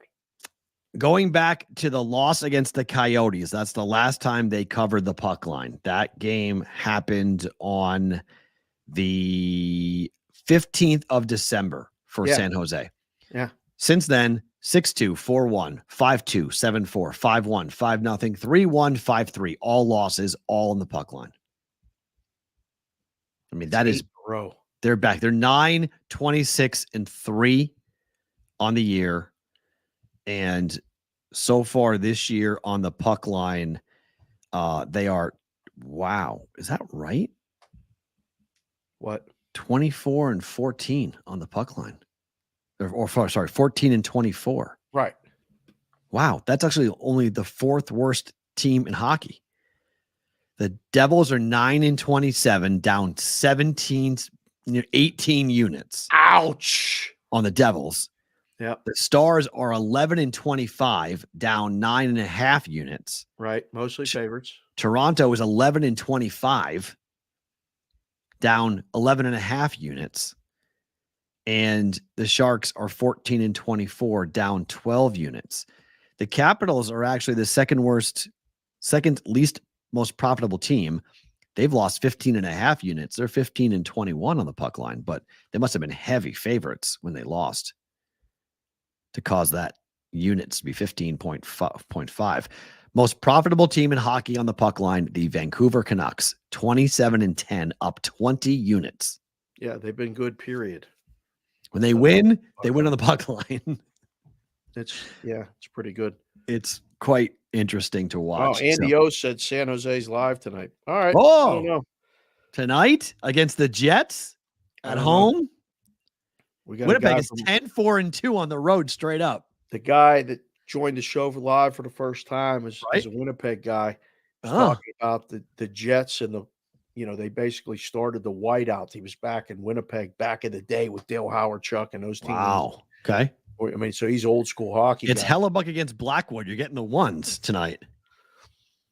He gave us a little tidbit in the chat, by the way. That Jets crowd, right? They had shirts apparently that said "Welcome to the Jets Brigade." Everybody's stealing our stuff. Look at this. That was in 1980 something. Oh, okay. Well, that's cool. That was now. That's cool. We got to find a classic one of those if we can. Welcome to the BvB Brigade. That's pretty cool. I like that. Wow. That's neat. That's cool. Yeah. So late night sweat, if you want it, puck line. Oh my goodness gracious. Really? You're still laying juice. -105 on Winnipeg. If you want the puck line for the Jets tonight. What's the regulation price? -160? I got to pull that up. I only have puck line. I don't have regulation price. Let's see. Three-way price for Winnipeg tonight would cost you -120. Ooh. On Winnipeg in regulation. Ooh. Total 6. Okay. Yep. 6.5 or 6.5 -130 if you want it at FanDuel. Okay. Because they can't stomach doing that. Okay. Quick one here before we get to Better to Book It. We can do that before we let go of SportsGrid and SiriusXM. Mark Cuban is souring on sports gambling in Texas. I don't think he ever was excited about it. I think he just gave an honest answer to this question, but go. Mark Cuban, lukewarm about Texas sports betting while advocating for casinos in the wake of his deal with the Allison family, which allows them to obviously purchase his team, but also land that is going to be a new place where they're going to build the new Maverick Stadium, which could be a multi-purpose, including a casino in downtown Dallas. Doesn't this feel a little bit like Cuban wants casino gaming before sports betting because it's more profitable for him to have a casino? Everybody wants that. Right? So the land value in that article, did you see what the land value of that place is? Bonkers. 108-acre plot of land valued at $42.9 million. For million or billion? Million. 42 point. Oh, sorry. No. The purchase of the team was $3.5 billion. Yeah. Build a casino Mm-hmm. in Texas. Mm-hmm. Some of the biggest players I've ever seen here in Vegas Oil players. Oof. were guys from Texas. Yep. They would come in and ask right when they got there, hey, with that little draw, want to bet some football? And you're like, okay, what do you want? 100,000 aside. Oh, hold on. A lot of times it was like, I wasn't expecting that. Okay, give me your ID. Houston, Dallas, Austin, all them places. There's a lot of money there. Holy shit. Hold on. I need to read this to circle it back. Someone just wrote to me on Twitter that they went this morning to buy the Starbucks Stanleys. He says, I had a buddy of mine go to a few Targets near me without waiting at all, ended up getting 7 of them. He's made $700 profit today on those cups. Really? On the Stanley Target Starbucks cup. You want a side hustle brigade? Get out to a Target and buy these things and put them online today. People are buying them like crazy all over the country who don't have access to these things. Really? Look at that freeze right there. Better do with this arm. We good? We are now. Yeah, $700 in profit. I guess where I'm going for lunch. Target. See if you can go get them. Yeah. Hell yeah. Got a Target that's off the beaten path. I do. There's one right. I know exactly where I'm going as soon as the show ends. I got to come up with. I got to come up with something for the better show. But I guess a car just burned last week. A car caught on fire and everything was burnt except for the Stanley, and the company bought the person a new car. Oh my goodness! Because their car burned down. Really? Yeah, it's that's pretty cool. Good PR, I guess, for them on those things. Time for Better to Book It.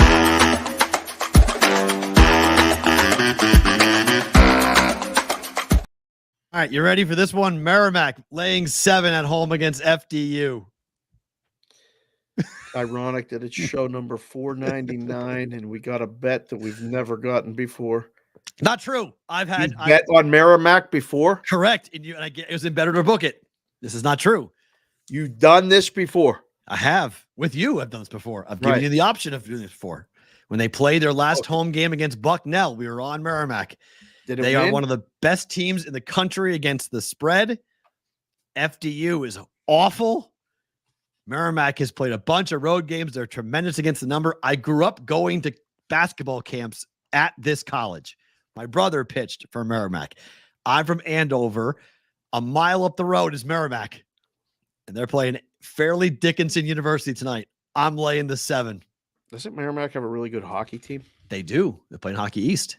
Yes, yeah. I was there when they won their first ever D2 national championship. 10-year-old me banging on the glass. Merrimack 7, 145.5.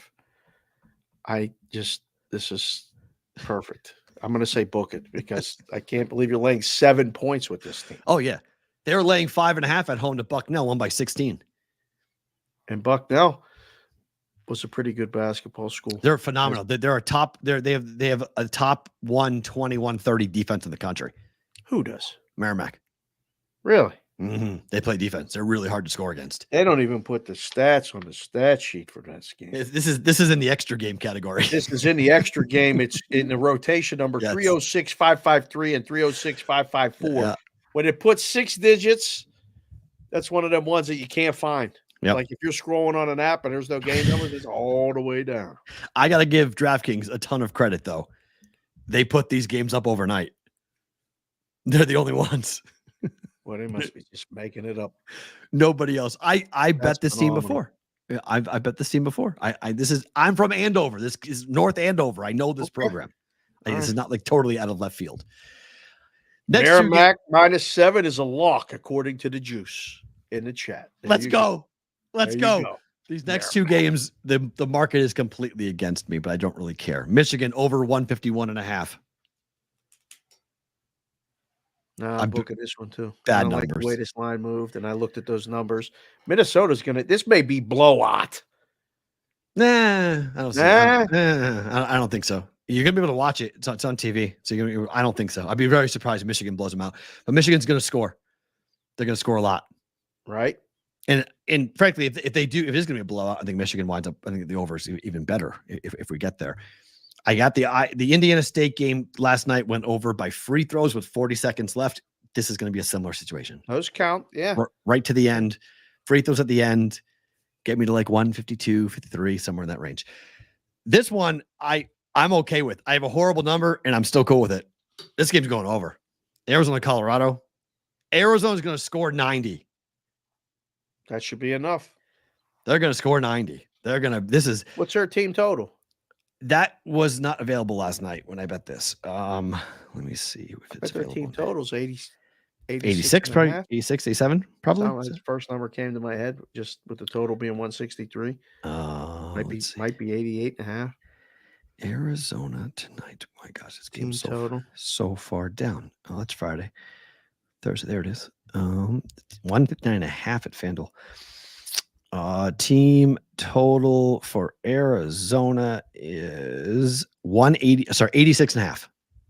Still, sorry, Will. I still fucking got it. I got it right on the number. Over that. Over. But that wasn't available last night when I bet it. But now over team total. I like that too. Play that over. Play the game over. Yep. Like Otto likes to say. Everyone's coming in. I get it. I mean, it's 2 possessions now. I have 2 possession difference, so this is going to be a sweat to the end. But Arizona is just a team that they have the 4th best tempo in college basketball, and the Buffaloes nail threes. Arizona is not a good defensive team behind the arc. Okay.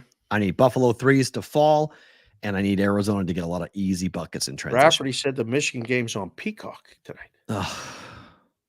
Peacock. Great.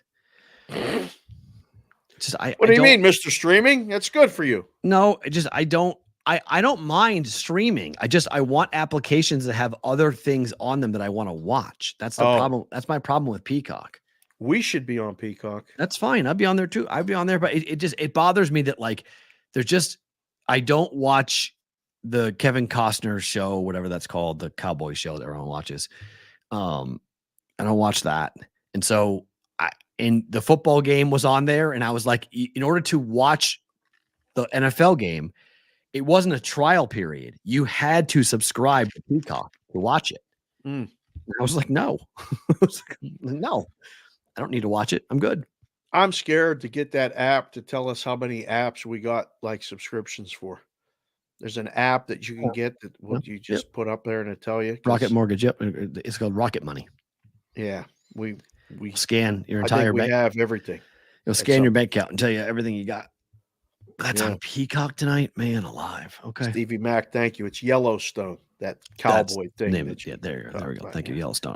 You guys are the best. You guys are the absolute best. I heard it's great, keep us on track. I think I'm actually saying, I don't know. I'd rather bet it over 159 and a half, which it is right now, right? Obviously, like I'm telling you guys, bet that over. But the team total, I'm more in favor of than the game total. But the game sounds like it's going to be fun to watch if you have Peacock.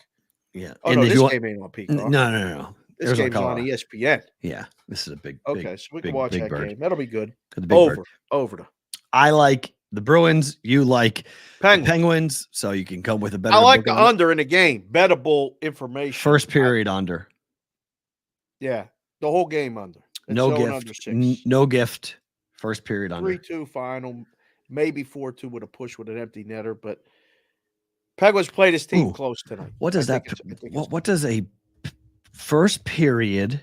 Oh boy, here he goes. Let's do this parlay before we go. Bruins first period under 1.5. Let's see total goals under 1.5. Combined with a Vegas Golden Knights first period. What are you crafting up right now? Right before we get off on first period. I'm going to give this to you. Better to book this first period under plus 267. Bruins, Penguins under first period. Panthers, Golden Knights under first period.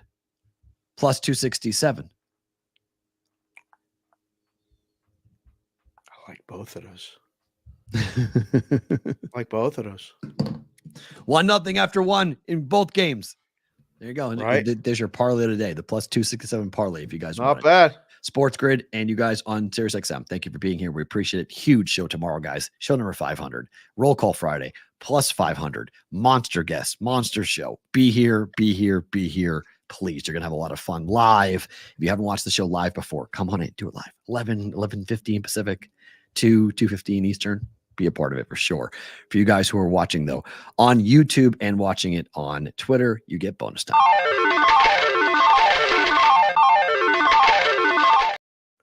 Okay, let's see. Super chats. I think we got to most of them, did we? I thought we did. I think nope, there's some went in there later, right? There's some that we didn't see. Okay.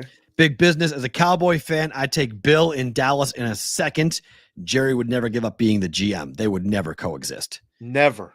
No chance. They would never coexist.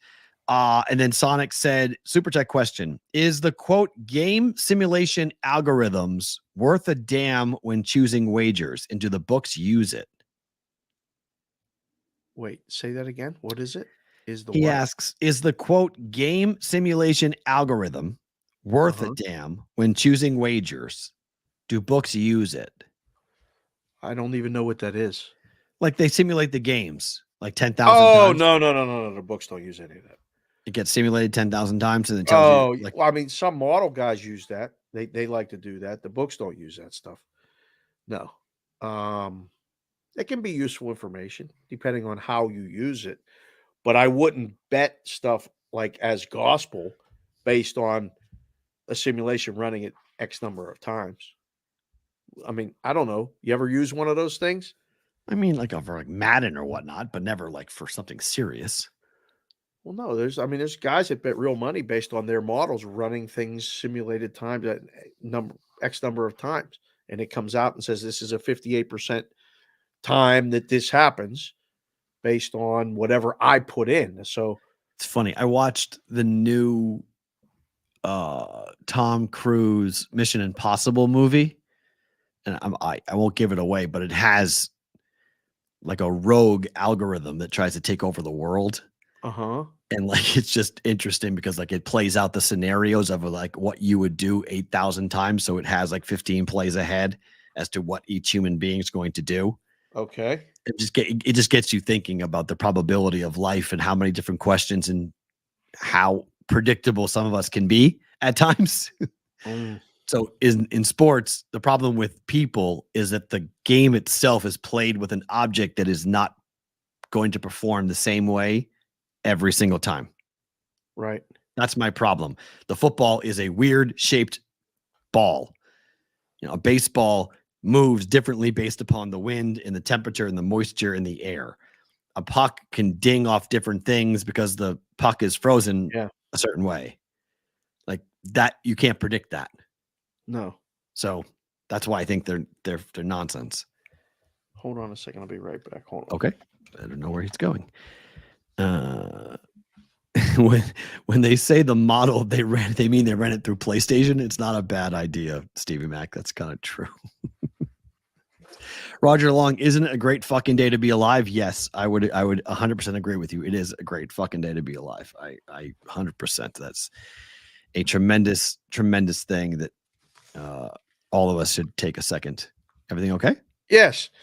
The clouds, some gigantic clouds just came out. And I got the window and it darkened the shot. And I'm like, what the hell is going on out there? So I just closed all the blinds and the lighting got better. So I was tired. Looks nice outside. I went for a walk this morning. It was nice this morning. It was nice. And now the wind's coming and everything else. And whatever's coming, apparently going back east. We did that. Big storm coming to the Northeast. Enjoy the first big storm. The storm that was just here. We got snow before Boston did. How about that? Strange. Favorite thing about today is what? Two things. One, got a call today, a text first, and then a call. And I was speaking with why we started a little bit later than usual. Wanted to shout out J Dow and Mrs. J. Dow, KD Dow, got to speak with them. He had a ticket available for the Steeler game Whoa. at Baltimore Whoa. and said, it's yours if you want it. And I was like, damn it. I wish I could go. That would be fun. That would be fantastic. He's got some suite and has clients and all this other stuff, and said, you could come. And I said, we got the Brigade Proxy Service. It's the last weekend. It's the last time we'll put in picks this season for everybody that we've been putting in picks for. Please hope you send the winners this week. There's a few of you that are in very precarious positions. I don't even want to say it out loud, but a nice 4-1 to finish, or a 5-0. And then we'll pick you up at the airport when you come out to take a picture with the checks and everything else. And if you don't, that's fine. But it's been an awesome, awesome, awesome year for this Brigade Proxy Service. And we're going to go for it. We didn't start it. I went back through my phone. We did not decide to do this until mid-June last year, when we went down and shot that video that we posted it. Right. Literally, we had a month and a half to 2 months of getting people signed up and part of this thing. We're gonna do it real for real. I think we're gonna do everything we can, but like, we don't even have a website. Like, we didn't even build a website. We didn't do any of that. We didn't do any of the stuff. We didn't do anything except figure out how to do it. How to do it, right? And year one was basically just, let's just make sure we have a process and a plan, and do it properly, do it right. We met some great people. It's been nothing but fun having the relationships, and we're getting these texts. Like for the holidays, we got a bunch of texts from people. We've connected with people all over the country, and that was my first favorite thing about today was actually, and Jay Dow came to Vegas for our shows in the summer, and we connected there. And he said originally he came by himself, but now that Mrs.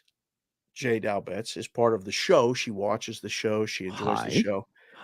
They're planning a trip out to Vegas again, but it has to be together, because she has to come meet us, hang out, maybe go have a meal, whatever it is. And I was like, we're in. Whatever. If you guys are coming, we'll do what we can to make sure that happens. But this is the last weekend for that. So favorite thing about today is our first Thursday without a game. Crazy, right? Right? No picks today. Sucks. No, like usually after we get off of the show, you cut a couple clips, posting this. I'm on the phone, whatever, and then we're texting each other. Did you get this? Who got this pick? Who's using this game?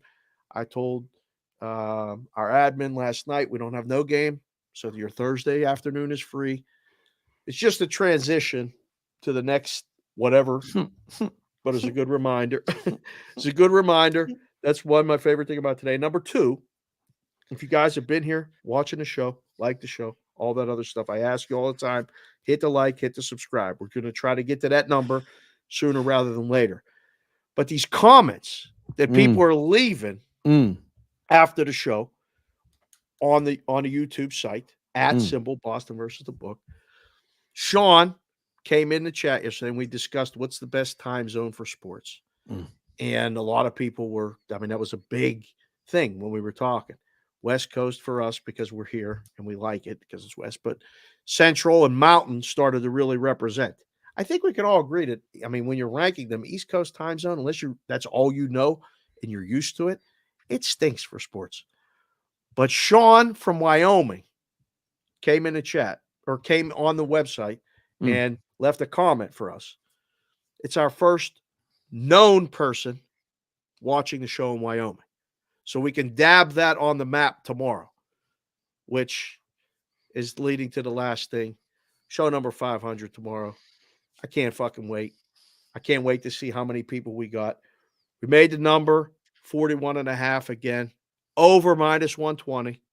That's the initial look. We need everybody you know. If you know somebody in the state that you haven't ever seen dabbed on the map, shoot them a text tonight, send them an email, give them a quick call and say, hey, these guys do this show tomorrow. It's really fun.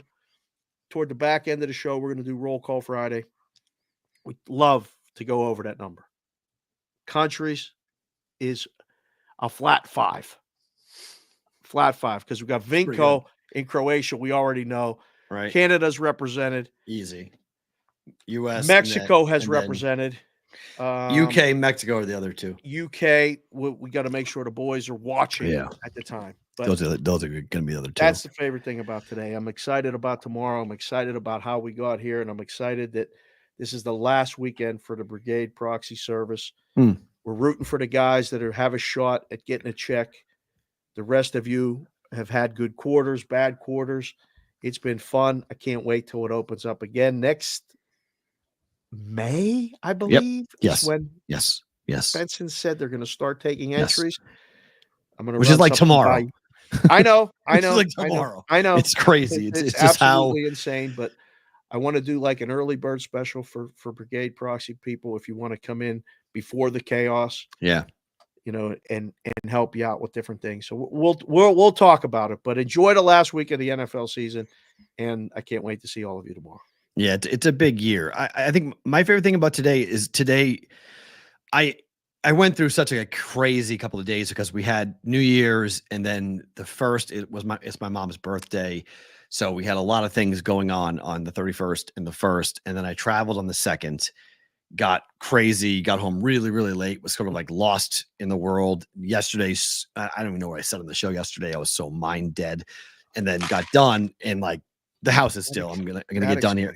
I'm trying to get through the house and trying to get everything, I got to put away Christmas. The tree is still up, and everything is still that this weekend.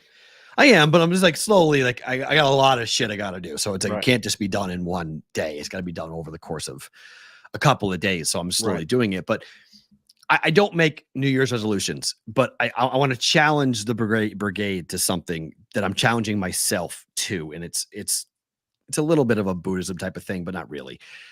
We spend a lot of time as adults worrying about things that are going to happen in the future. And we borrow from today to worry about tomorrow. And by doing that, we're not taking full advantage of the time we have right now. And I feel for myself, and I've learned this a lot from you and what you've been going through with the health scares that you have had, and then my own health scares that I have had, that our health is such a blessing that if you can take care of yourself each day, I mean, just like now, not like in tomorrow, not like 6 years. I'm not talking about some motivational bullshit, go to the gym for a week and then quit nonsense. I'm talking about actually taking the time to care about yourself and to worry less about what may happen in the future, and worry about getting just today, just this hour. But what can you do to make yourself healthier and happier and experience the today, the present, right now? Trying to be be where your feet are is the stupid line, right? Yep. But I felt it this morning, got up, went for a walk. You called me. I was talking to you while I was on the walk. Like, whatever you can do to try to keep yourself going, but try to do things that will better yourself each and every day. Every day. I mean, like today. Don't worry about tomorrow. Just today. Is there something you can do today that will make you healthier, happier, better in the next 6 hours, whatever it might be? And I think if we're all trying to do that, I think we will become healthier, happier, and more successful as people. Fuck worlds, fuck money, fuck anything that, prestige. I'm not talking about you becoming the next whoever.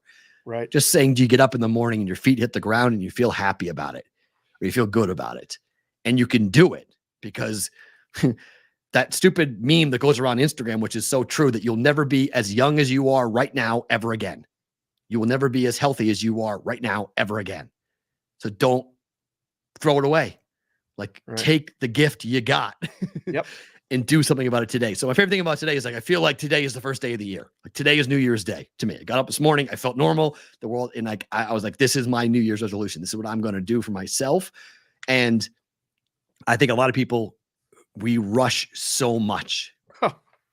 We blow past so much shit, and we don't stop and just, tomorrow will be there. Tomorrow will be there. It's always going to be there. The sun's going to come up. You can't stop that.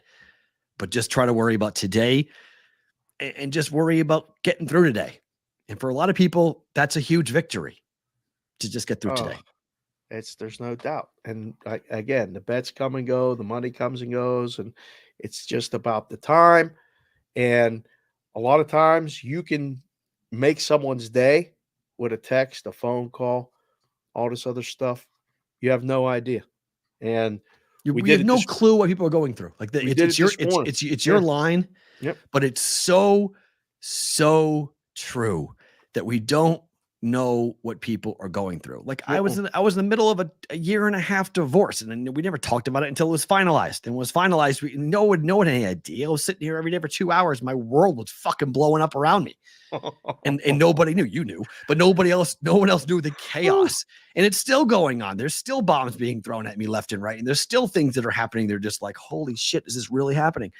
And at the time, people ask me what it was like to go through the divorce. And I say, it's like if somebody took a tuning fork and hit it as hard as they could on a metal object and stuck it on my brain.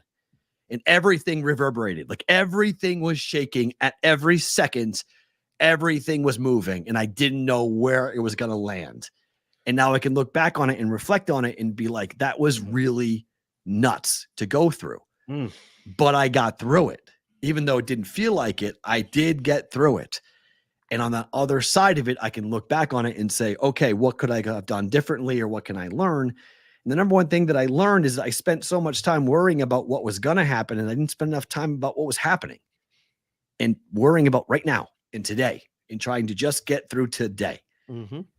And once I started to focus more on that and got through it, each day, step by step, I have a joke with Madeline, like, how do you eat an elephant?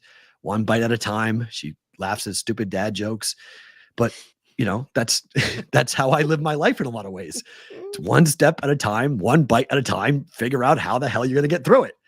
You got to start somewhere. Sometimes it don't taste good. That's okay. Mm-hmm. You're going to have storms. The clearing after the storm is the reward for getting through the storm. And you don't know. A lot of times you don't even know why you're going through it. And you definitely can't get one of the growth parts of life and of getting older. And you try to tell your teenage kids this, and you try to tell your young friends this. It's going to pass. I had this mailman Mike used to come in the book, and he'd see me sweating and nervous about this, and he would just look at me and go, Dave, this too shall pass. This too shall pass. And I remember thinking, mailman Mike, you're retired. Like you come in here and you have a Bud Light, you put in a $10 parlay, you talk to the cocktail waitresses, and then you go home. Like it's easy for you to say. But then I got to know him. And when he said it over and over and over, I was like, this guy's coming in here and telling me this for a reason. Right. Listen to what he's saying. And now I'm saying it on a show, So you get bad news, just take one bite. Like you said, take one bite and then go on. Except when it's the dogs, because I still have the dogs. Dogs aren't going anywhere. CBW is right. He said Matt still has the dogs. He's right. I still have the dogs because the dogs came back permanently. In case you're curious, the dogs were gone for a week. The dogs are now back permanently. So, yeah. And then my daughter somehow my daughter convinced me to apply for a puppy last night. Like my life's not crazy enough. Gotta say no. I want it. I know, but it's just going to add to the chaos. But I want that. That's a chaos I want. I want that chaos. That would be good for the spring. It was always the plan was to get a puppy after the new year. It was always the plan. And then my ex gave me 2 more dogs. And now I'm going to have I told her I'm going to be called Dr. Doolittle. I'm going to have so many animals running around this house. It's going to be crazy. But, whatever.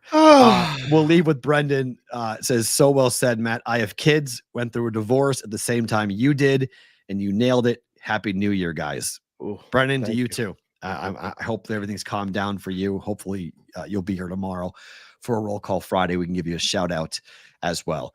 Yep. Show 500 is tomorrow. Multiple guests, multiple memories, multiple things will be on. This is a show that you're not going to want to miss. It's going to be the most fun Roll Call Friday that we have done so far. Be here. We're going to start the show somewhere around 2:15 Eastern, give or take. Like we always, that's the plan, give or take, somewhere 11:15 Pacific time in the morning. And then who knows how long we'll go. Roll Call Friday, show 500 tomorrow for BvB. We'll talk to you tomorrow, guys.